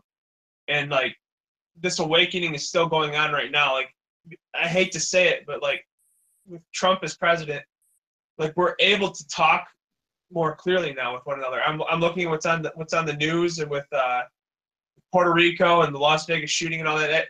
Some of it's distractions, some of it's real, and there's so much still not covered, you know. And I'm not gonna get too political, but like, well, I'm getting off course here. I'm sorry. I got a question. Did I ever talk about the dream that I had of an alien or like a devil thing? Did I talk about that before? I've talked about it with other people. I don't know if I've talked about it with you guys. I don't think so. Yeah, do you want to give us a little bit about that? Yeah, so I think I've had schizophrenia like most of my life, and like I was very religious growing up, and I just had this weird gamble, this weird hankering where it's like, you ever play the game Don't Step on the Crack or you break your mama's back? I don't know if you have that game where you're from, anyone.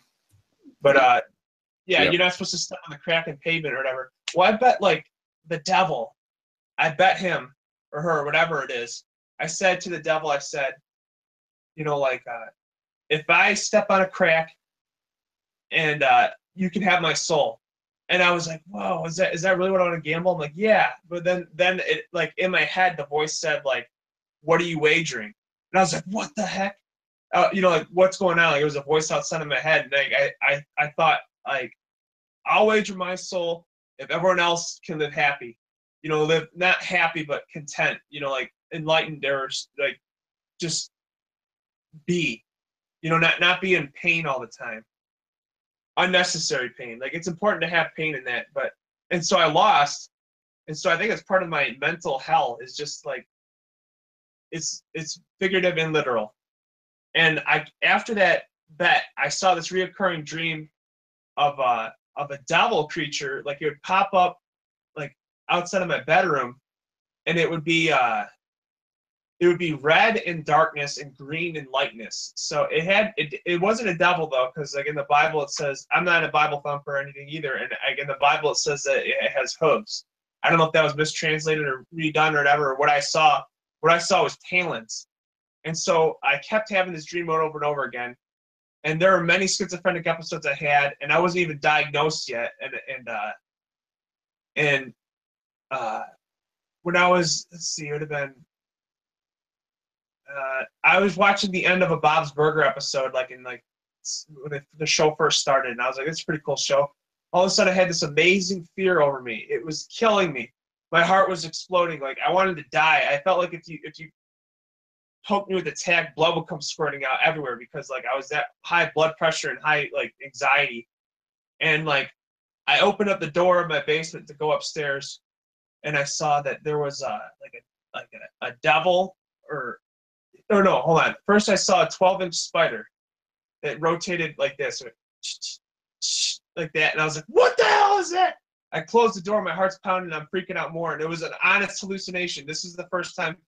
Before that, all my hallucinations were either shadows or lights, like figures, you know. But this was the first time, aside from my dream where I saw the devil, I saw a spider move back and forth. And when I opened the door again, it was that devil that I you know, like I saw it awake hallucinating, and I shut the door, and it was the scariest moment of my entire life. Like, and I was like, I am insane. Like I had to accept the fact that I am insane, and like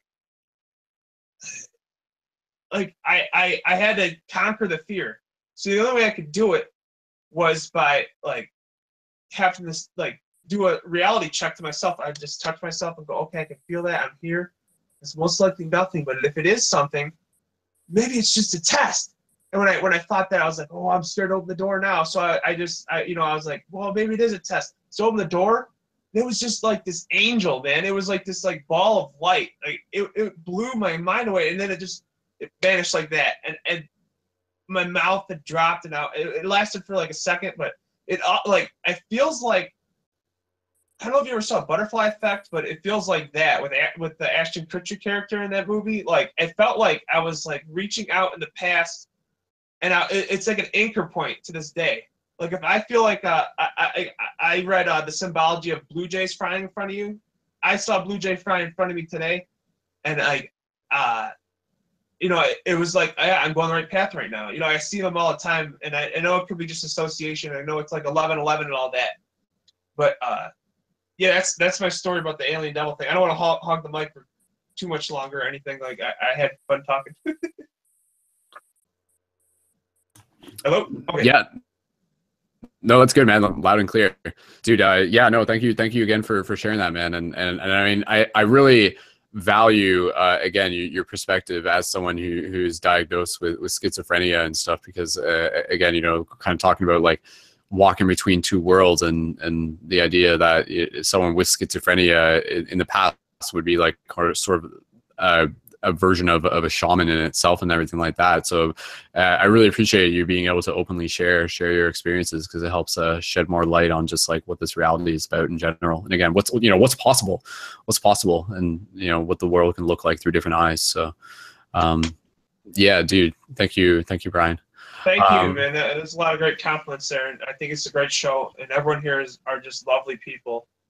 And one question, like, I don't know, I've only been on the show recently. I haven't watched any of the previous podcasts, but you guys talk about synchronicities of like, when I've had deep contact with my fiance, like, it's like we will sometimes wake up and have the same dream, and it just blows our minds. We're like, what?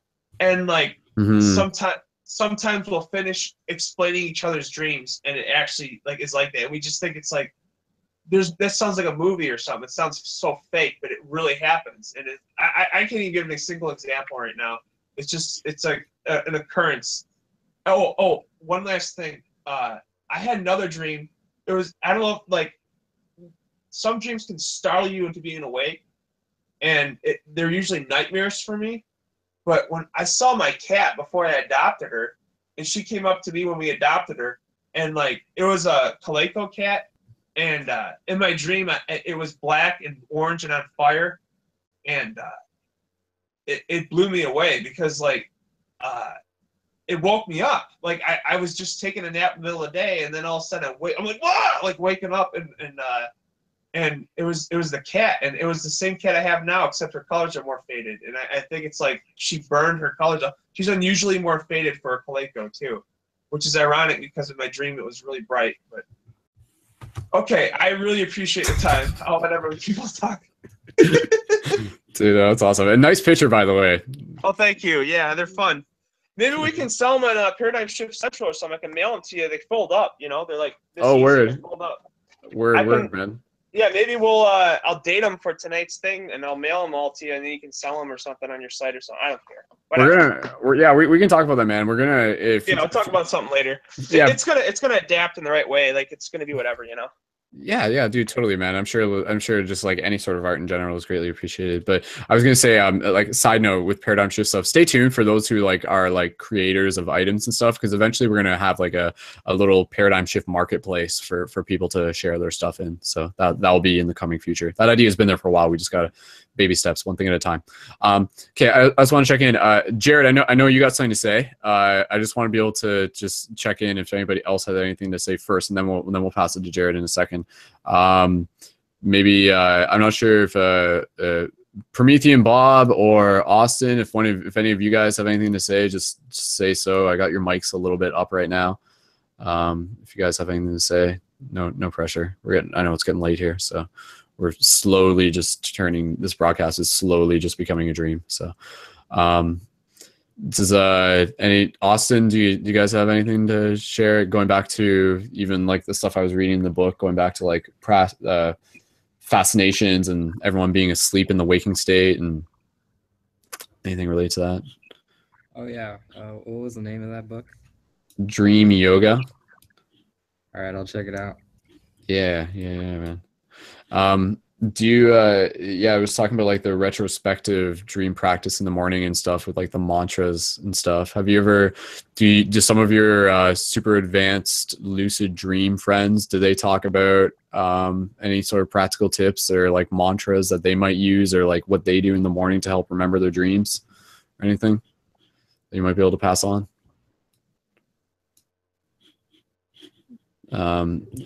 Sorry, that was kind of directed at Austen. I wasn't sure if you had. Oh no, man! I haven't heard of the combination of meditation and lucid dreams before. That's some crazy ideology. I like it. Word. Another crazy thing, and this is just kind of like jumping around a bit, is that if you ever like get a chance, practice meditating in a dream, and so it's kind of like this idea that you can like kind of go from like one dimension within the dream space into another dimension within the dream space. So, which is kind of like a cool thing. So like if you ever become lucid, sit down and meditate, and you can like go into like another layer. So that's just an idea. Okay, guys. It's obviously getting late. We've been doing this broadcast for almost 3 hours, so we're gonna get close to wrapping it up. Jared, you wanted to say some stuff, so let's do that, and then we'll get into a closing micro meditation. We'll wrap things up here. Jared, go ahead. All right. You hear me? Good enough. Yeah. All right. I got some add-on for schizophrenia here, but I don't think he's want to own up to that one and name that puppy. Maybe it's a partial type of diagnosis. I think you're tapping into a lot of things we're all tapping into as you become more conscious, the perception of other realities and things that are happening around you. I used to dream drop all the time, see dreams with my ex, even this current girl that I just broke up. I think I freaked her out a little bit, seeing her in dreams, you know. Didn't get really feedback on that one, but I think you're literally tapping into what most people would call medium, other conscious perceptions. Because there's a negative stigma behind being diagnosed with any of those things, and then there's medications that come along with that. I would not recommend doing any, because that will mess it up even more and dilute it and distort it, where it's probably hard enough to figure out what the hell's going on. The mix is really going to twist shit up, and like we were talking earlier about diet playing a key role, distorting these things as well. But you're tapping into something I would definitely investigate more. And when you tap in, just like in your dreams, it's here. It's all thought driven. You think the devil going to show his face. You think Jesus is going to show it, but there's still a cognitive visualization that's going to take place. So if you have this preconceived notion, what it looks like or what it is or isn't, or this biblical aspect, you're probably going to get something along those lines, you know? So this plays into our psyche, because everything is thought driven. And that's huge, because it gets into self-hypnosis. That's why a lot of people, the Bible thumping of society, that literally people roll into this paradigm of, you know, you can almost stereotype. They're blindly followed in this box. They can't see or hear the parables, you know? But it's there.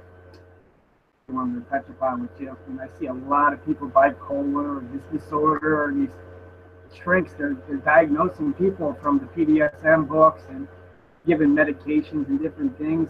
They're screwing people up even more. I have a good friend of mine. She's whacked out more than she's ever been. It's almost like trying to understand what you got right now, perspective, or what society has to offer is really tough. And then you're going to get second thought from drugs, and different drugs that are going to twist it up even more and feel like the equivalent of saying, oh, I got my handle on this just right. I got my hands on it, and spinning around in a circle, and you let go. It's even harder. So I really caution any drugs and proceed with caution and know it's thought. And just like a medium can channel in and see someone's past loved one, or be able to take on and see different things, you have that gift as well. Is that good? Can you get that? Can you guys hear everything? Yeah. We heard that. Because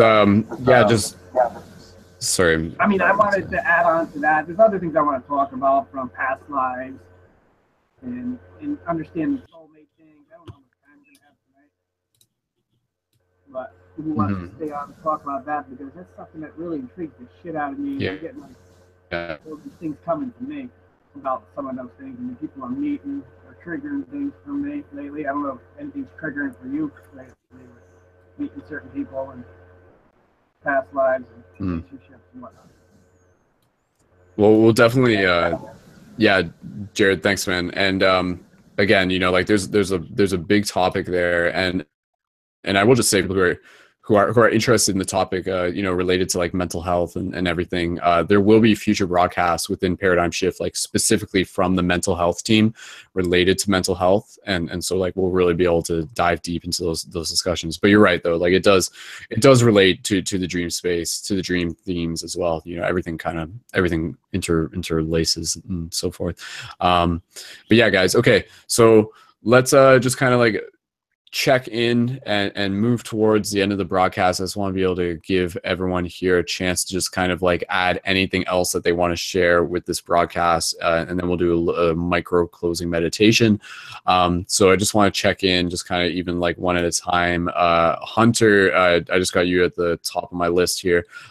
Is there if there's anything you just want to share before we wrap up the broadcast, just any even just like expressing of gratitude or any practical tips or something people can keep in mind related to dreams and so forth, or consciousness in general. Hunter, if there's anything you want to share, go ahead. Don't really want to add anything. Would like to just say that this was a pretty fun experience, and really just enjoyed listening to everybody tonight, and really, really appreciate the invite. Very cool. Awesome, man. Thank you again for being here. Yeah, absolutely. Connecting with you is a nice treat. And for those who haven't checked it yet, we'll include the show notes for his work to his cartoon of Promethean Bob, which is really cool. It's kind of like very like South Park style satirical humor about you know, what the world looks like, and again also implemented with conscious themes as well. So we'll definitely be hearing more from Promethean Bob in the future related to the Paradigm Shift Central project. So, dude, thank you again, man. And let's check in. I'm going to pass it to Jerrel. Jerrel, if there's anything you want to share before we wrap up the broadcast, again, just like ideas, gratitude, message for the dreamers out there. Go ahead, man. Yeah. I'm just thinking about that passage that we're reading by Samael and Weor. I used to actually like dabble in a couple of his like books. Like I would read, you know, some of it, and that stuff is powerful, man. Like that guy is like really prolific. The part that stuck out to me was like realizing that people are really like, you know, they're like asleep and they don't realize that they're sleeping.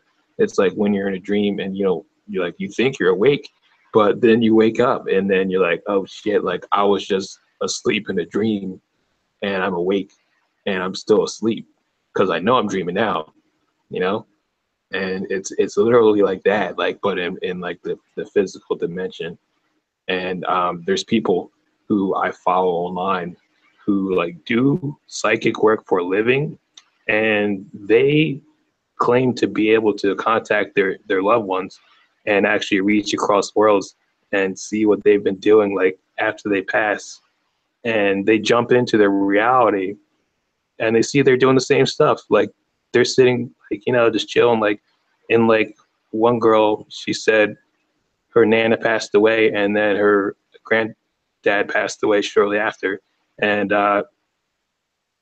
she found them in an alternate reality, just like living in like North Jersey, like fourth dimensional North Jersey, just chilling in their apartment watching TV like they would normally be doing, which is actually insane.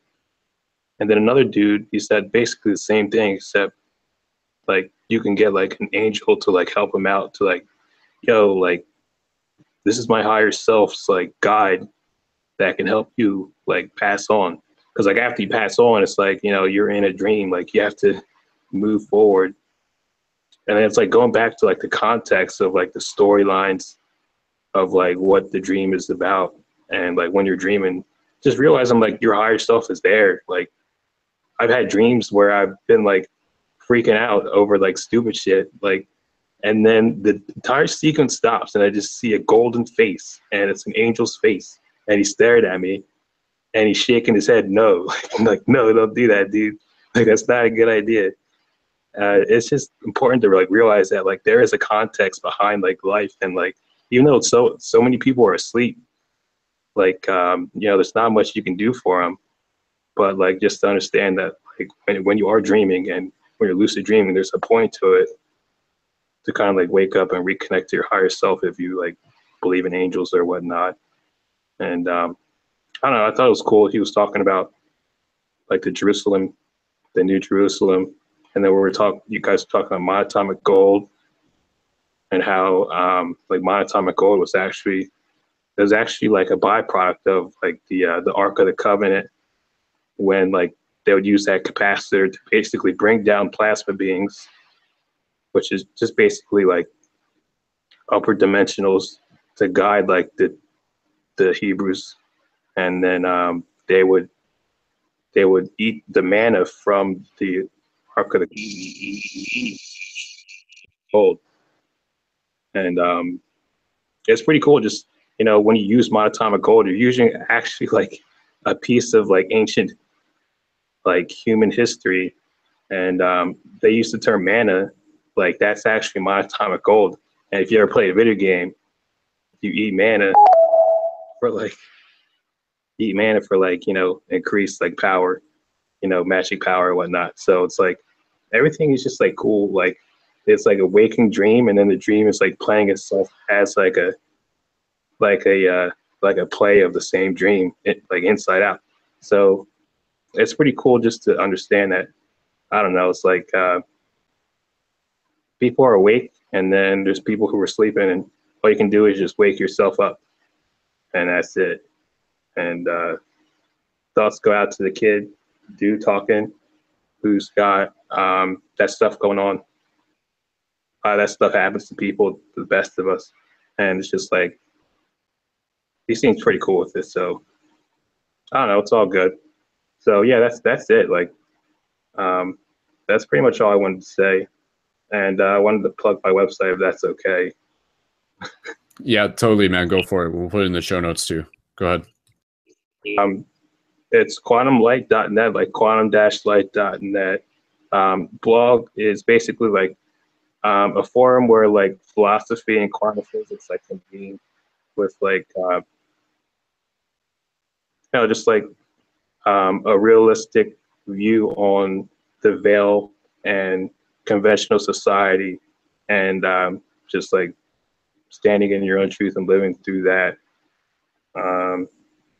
And also YouTube channel, same thing with my screen name Quantum Light here. So yeah, thanks Brendon for having me, dude. Also that last flow sheet, man, that was freaking amazing, dude. That last 5-minute one, that was dope. So yeah, thanks, man. Yeah, and just out of curiosity, man, like, did you when did you connect to Paradigm Shift? Did you recently connect, or have you been connected for a while? For a couple months. I hopped on one time like last year, and that's about it. But I try and catch the Zoom classes when I can. Cool, man. Well, dude, yeah, just checking out your YouTube. We'll definitely be able to synchronize there, and we can help get some of your stuff like online and featured. And yeah, just reading on some of the stuff you got there. 5 reasons why being an empath is a strength. I think that's a great topic, man. So I'll be sure to check those out. And thank you again for being a part of the discussion, dude. Appreciate it, man. Awesome. Sweet. So again, we'll include Jerrel's notes into the show notes for this broadcast. And again, that's quantum-light.com, or sorry, .net, quantum-light.net. And yeah, check it out. It's got a link to his YouTube there as well. All right, guys. So getting close to the end of the broadcast. I know it's late. I'm almost like, part of me like almost like doesn't want to do the meditation just because I'm getting pretty tired, but we're gonna do it anyways.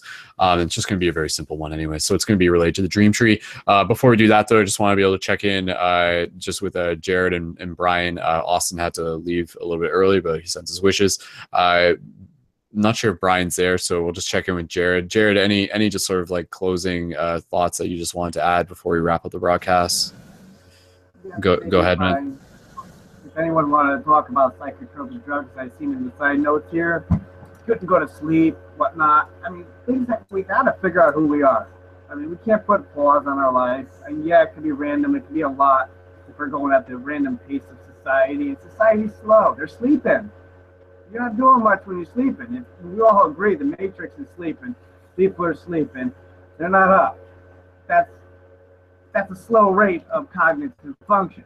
So your brain is cognitively rolling and faceted, going into everything, and as far as you can think left and right. So it's going to keep you up.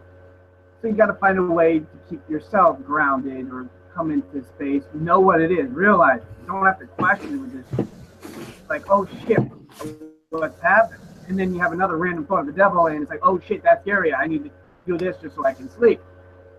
I mean, maybe it's a good pause. Maybe smoking a joint might help be a little better, you know. There's other things I highly, highly recommend. Get your ass to Mom Atomics, because that's going to help balance the brain, give you some good function, and it stays in your system. It's not like you need it all the time. I haven't taken it in for, 4 or 5 months since I last spoke to Brendon about it when I was, you know, I still want to get my hands on it, but this stuff's amazing because it literally balances left and right cognitive function of your brain, male and female aspects, to give you a balanced ratio. And if you're going to take something, that's a wonderful shit to take.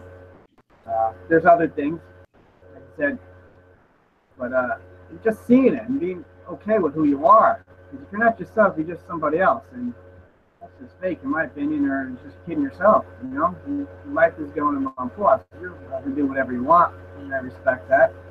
You know, and sometimes you got to take a drug or do something the best of your knowledge. Now we're going to help increase your knowledge, work as a team here, and see how that works, you know. And there's nights I stay up, I look at the ceiling, I process things, I understand things, and I step back and go, well, maybe someone else doesn't understand. I don't need to convince them.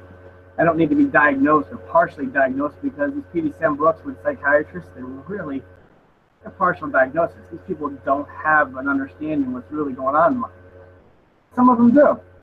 Some of them go into the bipolar and the schizophrenia, and then they keep going and going and going, and they find out these people are very gifted. It's almost scary to some of them because they're like, we do shit we can't do. You're talking about like Chinese psychic kids, you're talking about superhuman shit, and it seems like there's a suppression on that. So you get into other things, like he was saying, he finishes his wife's sentence, his girlfriend's sentences, dreams, and whatnot. That's a wonderful thing. That's amazing that you have that partnership to explore these things. You know, my ex wasn't into that. It scared the shit out of her. I was insane, and other people, if they give me the permission, I should be able to do that as well, which is I find fascinating, especially coming from a stranger perspective. If you invite me in and I can get some feedback and hone in on that, that's telepathy. To go to sleep, that's fucking amazing, you know. It's like, you know, you're talking about empath and telepathy, I think, go hand in hand. I mean, we compartmentalize this so we can literally wrap our head around it, you know. It's like, but the reality of it, it's all this communication without words. You know, that's fascinating to me. I just love it, and I think that's something we should all strive for. Otherwise, you know, we're just waiting in line for death. Oh, life gets kind of like repetitive, you know. But it's fun. It's your place, right? All right, Jared, thanks again, man. Always appreciate what you got to share. And again, I know that's just the tip of the metaphysical iceberg. So I'm slowing it down. I can put the brakes on a little bit too. Oh, dude, no, it's good, man. It's good. Sweet. All right, man. Absolutely. And again, a reminder for people who want to connect with Jared, we'll include the links into the show note. And for anybody who may be in the Connecticut area, Jared is admin for Paradigm Shift Connecticut, and yeah, working on getting things going there. So thinking of that. How do you work the whole Facebook thing with the paradigm shift? Yeah, we'll talk about that another time. So, yeah, no worries. Yeah, totally though. Sweet. I'm bringing it up a notch. We're doing vegan communities, which is probably good for you to get into too. I'm trying to work a calendar out, or if you see anyone with a calendar where we can just put on, okay, Saturday, I have a local place here. They do alternating shifts. It's vegan potluck for, whether it's one town here, one town there on a Saturday, then we do it once over here. I'm thinking about doing it here, but hopefully we get a calendar where no one has to worry about food. So it's no longer an object when it comes to vegan world. And there's a lot of raw people involved, which is nice to have that support network and raise consciousness at another level and have people together like we are here. It's like another aspect of this is in the physical shift. Totally. I dig it, man. I dig it. Yeah, we'll definitely talk more about that. And yeah, dude, thank you again for rocking it. So good job. Awesome, man. All right. Okay, guys. So again, just getting close to the end of the broadcast. I just want to check in. I'm not sure if Brian is still there. It's possible that he is. Brian, if you're still there, just pop your head back in if you are. Hey, dude. I just want to double check your microphone. You just got yourself on mute, I think, or something. But yeah, go ahead. Yeah.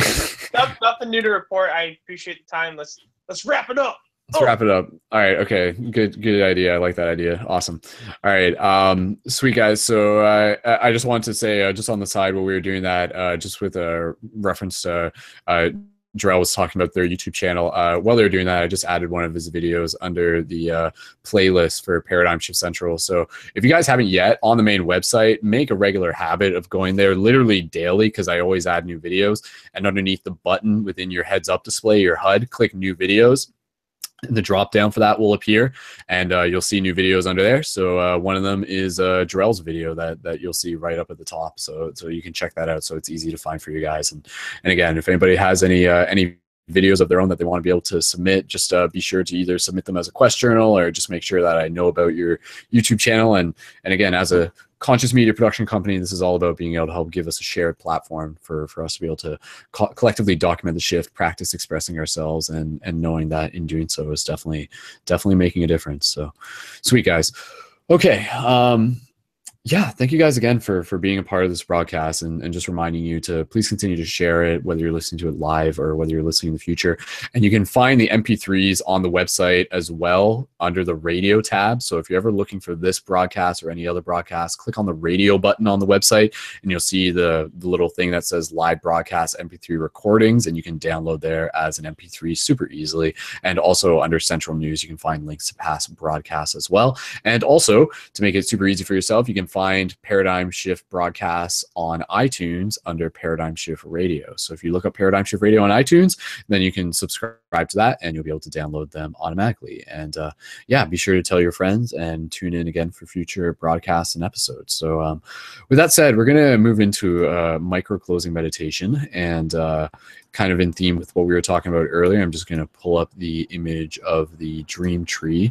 So again, the concept of the dream tree is something that we play around with here on a regular with the regular consistency within our broadcast. So the basic idea here is opening up to the idea that can we as multidimensional beings have shared dreams? And yes, we can.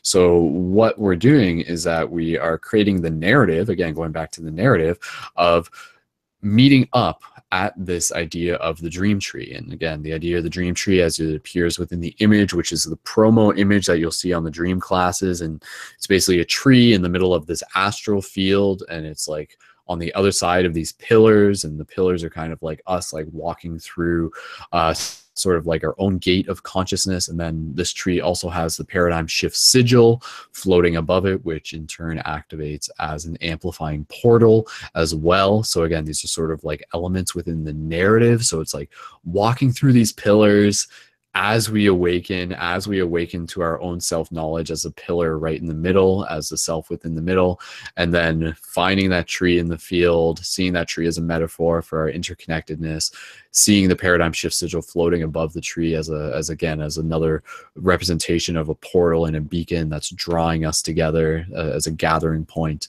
And then the idea is that we have this place within the dream, so that as you fall asleep, whether you become lucid or whether you're doing it as a wild method where you imagine this while falling asleep, or just imagine it during your meditations, working towards the idea that this is a place where we're actually crystallizing within the astral planes, within the fifth dimensional planes, so that we can gather there as spirit, as soul. So again, this is a very, very real idea, and it's something that is being actualized over the chronological experience of this community's growth. And again, guys, like, these dream classes are so important, and again, it's about stepping into our potential, and a huge part of our potential is just being able to become better dreamers within the dream. So that's the short form of it. So just invite you guys to join in for this closing meditation. So if you guys want to just shut off any lights, if you got any lights on, and just relax, and I'll just guide you to the dream tree real quick.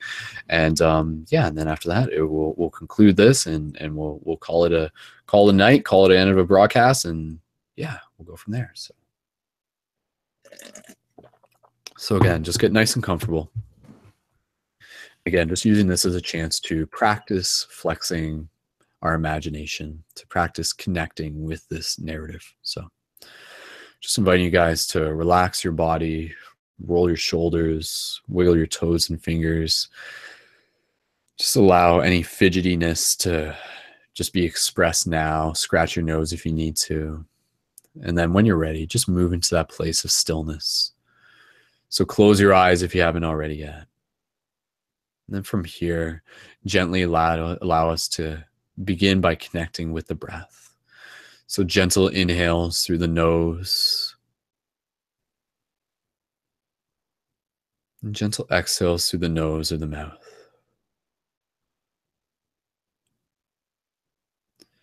Again, gentle inhales through the nose, feeling your chest expand, your lungs expand. Exhale through the nose or the mouth. As you do, just allowing yourself, as you continue to breathe, to become aware of any sensations of subtle energies, any sensations of tingliness, of energy moving up the spine, any sort of vibrational sensation within your chest, within your third eye, within your root. So as we just allow ourselves to relax, gently just scanning our body nice and quickly, yet calmly, just bringing our awareness to our feet, to our knees, to our thighs, just allowing our feet, our knees, and our thighs to relax, our entire legs to relax, move into that stillness. From there, just bringing your attention with your thoughts to your torso, to your stomach, to your chest. It's allowing your torso, your stomach, and your chest to gently relax. Good. From there, just bring your awareness to your hands, your forearms, your shoulders, your arms. So allow your hands, your forearms, your shoulders, your arms to gently relax. From there, just bring your awareness up to your throat, your neck, your jaw. Just allow your throat, your neck, and your jaw to relax. Bring your awareness up to your cheeks, up to your nose, your eyes, your eyebrows, your forehead, your entire head. So allowing your cheeks, your nose, your eyebrows, your forehead, and your entire head to slowly relax. And as we do this, connecting with the breath and bringing our attention to the inner space, to the inner worlds.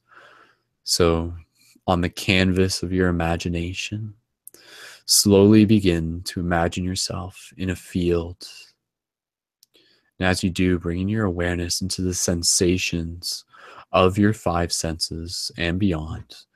So looking out from where you are, you see the dream tree at a distance.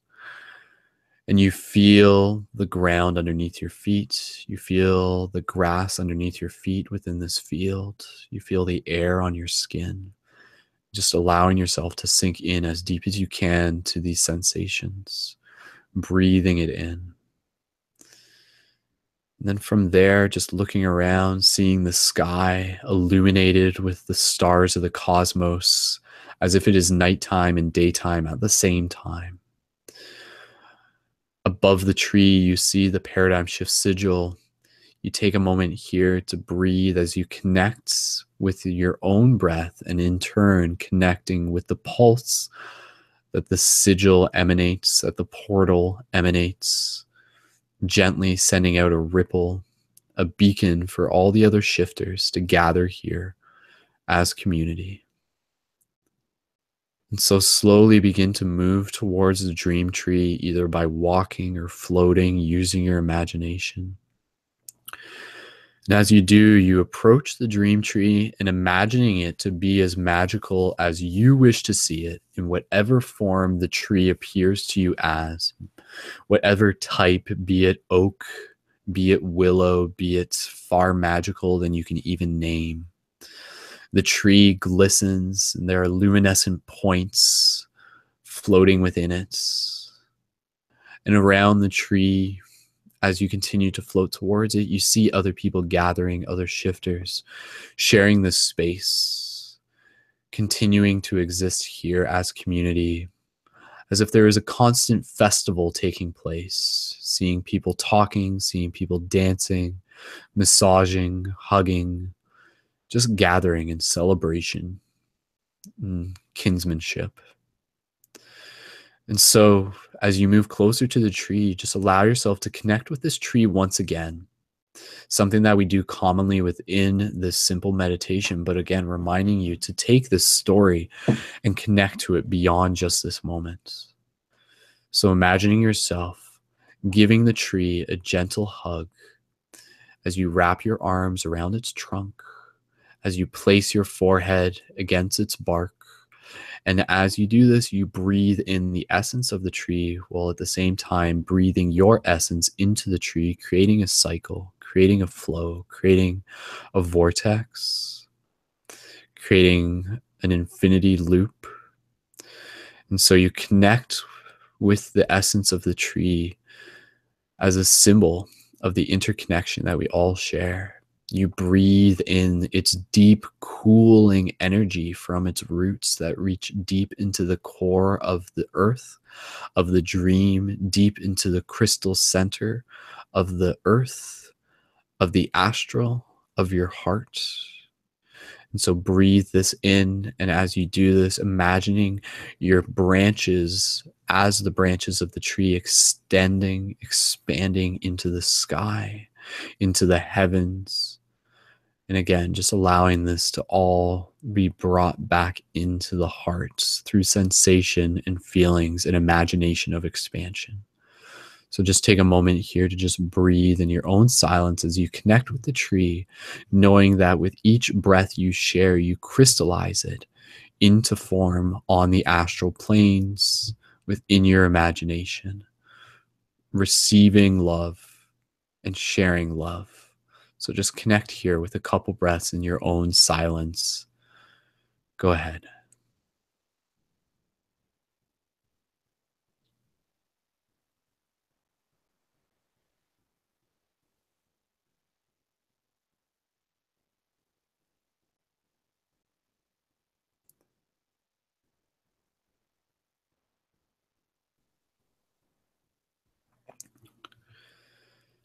And so still remaining present with your breath, giving the tree an extra squeeze with your hug, with your forehead still against it, and just thanking it in this moment. Thanking not just the tree, thanking beyond the tree, thanking the dream, thanking yourself, thanking the universe, thanking all the experiences that you've had that have brought you to this point, all the experiences that have yet to come that will allow you to become more of who you are, so that you can share, so that you can continue to help awaken the dream to itself, so that you can share this consciousness, so that you can awaken your consciousness, and in turn allow others to find and explore that path for themselves. And so gently releasing your hug when you're ready, looking up at the tree, seeing its sparkling essence as if made from small points of reflective mirror or glass, seeing even small lights just drifting within the sky and even seeing other lights floating around the tree representing the various different forms present here in this moment that exists far beyond just that of our basic bipedal humanoid form that we commonly imagine ourselves as. And so here, taking another moment, looking around, seeing those gathered at the tree, just expressing your gratitude, reminding yourself to return back to here. And in this moment, I want you, before we conclude this meditation, to gently take a small little box and place it at the bottom of this tree. And so this is a little box that you have brought for yourself to leave here at this tree. Perhaps you choose to know what is within this box, or perhaps you choose to not know yet. And so you can either place something with intention into this little box or continue to keep it closed. But whatever you do, choose to gently place it at the base of the tree with the intention to return to it later within your dream space. So within the box, whatever there is, it is something valuable to you, something meaningful to your own experience, be it an item, even be it an idea. So whatever it is for you, just gently connect with that now as you continue to breathe. And just imagine yourself gently just placing down the small box at the base of the tree. And so when you're ready, just allow yourself to imagine yourself sitting at the base of the tree in lotus form or whatever form. And from here, just feeling the tree up against your back, or perhaps you are sitting facing the tree, whatever you choose. Allow yourself to gently move into a meditation within this meditation that will transfer you back to your waking state, while creating a path for you to gently return to this place when you are ready, within the dreams, within your imagination. So within future dreams, within future imaginations, you have the option, the capability to awaken back up with under the tree, or perhaps beginning the visualization by imagining yourself slowly walking towards the tree, one step at a time, and connecting with the sensations, whatever you choose to bring you back here. And reminding yourself that when you do come back here, to be sure to open the box, see what's inside when you are ready to do so. And so, as you imagine yourself underneath the tree, connecting again with gratitude, setting the intention to return here, being able to connect with the bigger narrative, the bigger story of us as dreamers, gathering and creating on this multidimensional plane, in celebration, in union, in intention, to support one another, to continue to collectively awaken. So connect with your breath here, again, feeling the roots of the tree below you and above you. And as you do, just be here for just another couple breaths in your own silence before we gently bring ourselves out of the dream, out of this meditation. So just imagine yourself sitting under the tree, connect with your breath.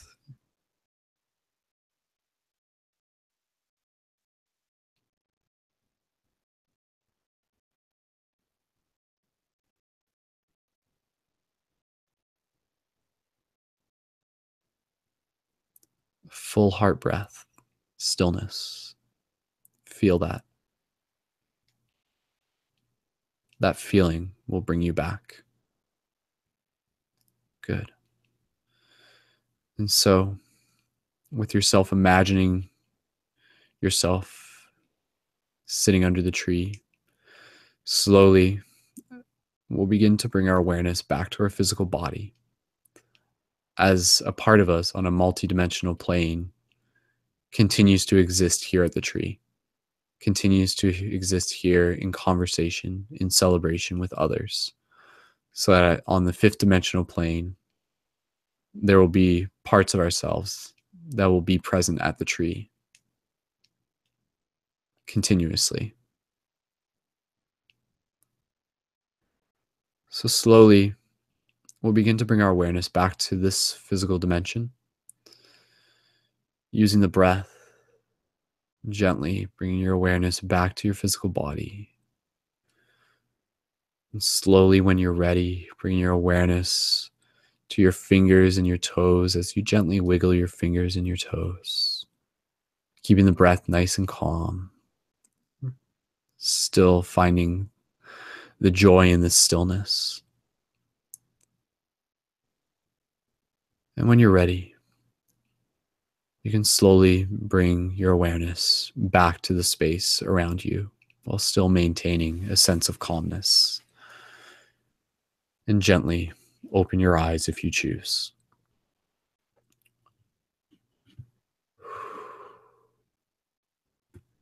Awesome. All right. So thank you again, everyone, for being a part of this, for being a part of this bigger story. Again, one shifter can change 1,000 worlds. And so for all the individual shifters listening to this, know that our individual efforts are greatly amplified by the love and the excitement and the compassion and the courage that we continue to share. So one candle can ignite, or one flame can ignite 1,000,000 candles. So awesome. All right, guys. Again, getting close to wrapping this broadcast, I did just want to invite anybody who might just have anything they want to share, either just in reflection of that micro meditation there, and then we'll officially be wrapping it up. So again, the idea behind that visualization, I encourage you guys to practice thinking about that while falling asleep, thinking about that in the back of your mind, in the forefront of your mind during your day and stuff, and just continue to when the time comes and you become lucid, see if you can teleport there, see if you can go there, see if you can connect with your intention. And people have, that's the thing, this is an idea that multiple people within the Paradigm Shift Central project have already had experiences of being at the dream tree, and so it's a very powerful thing. So, and again, this is like setting the intention for something that will become even more meaningful as we continue to evolve years from now. So let me just check in. Jerrel, I just wanted to be able to check in. I'm not to put you on the spot, but just curious if there's anything that you just want to share related to that little micro meditation. Don't have to share much at all, but if there's anything you want to share, go ahead, dude. If you're there. Maybe Jerrel's not there. That's fine. All right, is there anybody who wanted to share anything real quick? And otherwise, that's totally fine. So, Hunter, is there anything you want to share? Just double checking. I think we're probably good. I think Jared wants to share something. Okay, so I'll just pass the mic to Jared real quick. So, Jared, go ahead. Well, is anyone staying on after this, or you just got in transmission? I can keep it open afterwards if some of you guys want to talk, but yeah, the live broadcast will be cut. So yeah. Does anyone want to chat afterwards? Word. Happiness, right? Smile away. Word. Cool. Okay, sweet. All right, so again, for those of you who want to tune in afterwards, those of you in this hangout right now, you guys are welcome to stick around for a bit. So I'll be heading to sleep myself. So cool, guys. All right, so with that said, we are ready to wrap up this broadcast. So thank you again, everyone, for tuning into this, and again, continue to ripple this inspiration forward. Continue to use this broadcast as an opportunity to bring more vigilance into your own practice, to bring more curiosity, excitement, and just continue to share this with other people, continue to invite other people to talk about their dreams, and to also, you know, begin to get interested in the dream practice. It's something for everyone, and you know, it's something that will continue to provide us with very exciting gifts and opportunities and infinite growth as again, you know, merging our 5D self with our 3D self. Like, I feel that is like the mission as a cosmic citizen here at this time here on Earth. Very exciting stuff. So with that said, let's wrap this broadcast. I just want to give a thanks again to all those who've tuned in. Please feel free to share this, subscribe to my YouTube at youtube.com/SkullBabylon. And of course, if you would like to be able to help support the project as a monthly micro contributor for $3 to $5 a month, you can do that through the team Patreon, and that helps support the ongoing production of conscious media for the community and supports the full-time job that I put into running Paradigm Shift. And again, I'm just super grateful for the support of the community to be able to do this. You know, this is something that I'm passionate about and something I'm really grateful to be able to share with you guys. So we're building the team Patreon. It's a drop by drop type thing, but the idea is that's literally going to be something where right now we're floating at around 800 plus per month, and that's going to keep building, and that's going to be something where that's going to continue to unlock new opportunities for the community and fund those resources right back into projects and community resources as well. So helping, when we all give a little, we all get a lot, helping us help others. So thank you again, everyone. And if you have any questions on that, feel free to ask, and patreon.com/Brendon Culleton. And again, help us reach our Patreon goal of 10 signups per month. So thank you again to all the Patreon supporters and everyone in general. So with that said, guys, in terms of next week's broadcast, stay tuned for that. I still have to decide. I apologize that sometimes the broadcasts are kind of like on a whim.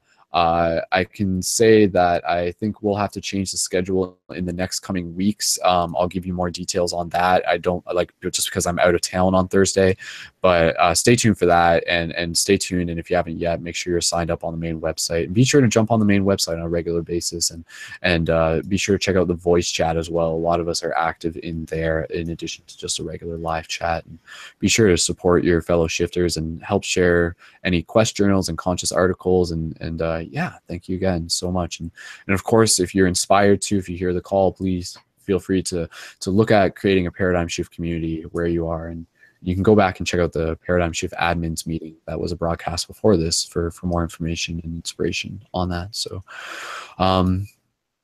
yeah, so let's do that, guys. Let's keep dreaming. Let's keep writing down our dreams. There's plenty to explore. Let's go meet up at the Dream Tree. And with that said, thank you guys so much again for tuning in to another exciting broadcast of Paradigm Shift Dream Class and ParadigmShiftCentral.com, a real-world interactive game to help shift consciousness. Shifters of the world, unite. Guys, I'm going to unmute your microphones. Let's all say goodnight to all the dreamers out there. So I'm just going to pull everyone's mic up at once. So everyone say goodnight, make a little bit of noise.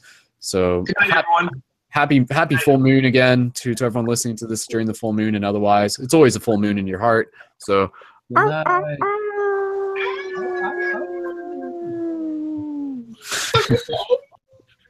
Awesome. All right, guys. Thank you so much once again. Keep it shifty, and as always, we will see you guys in the future. Peace, love, and wholeness.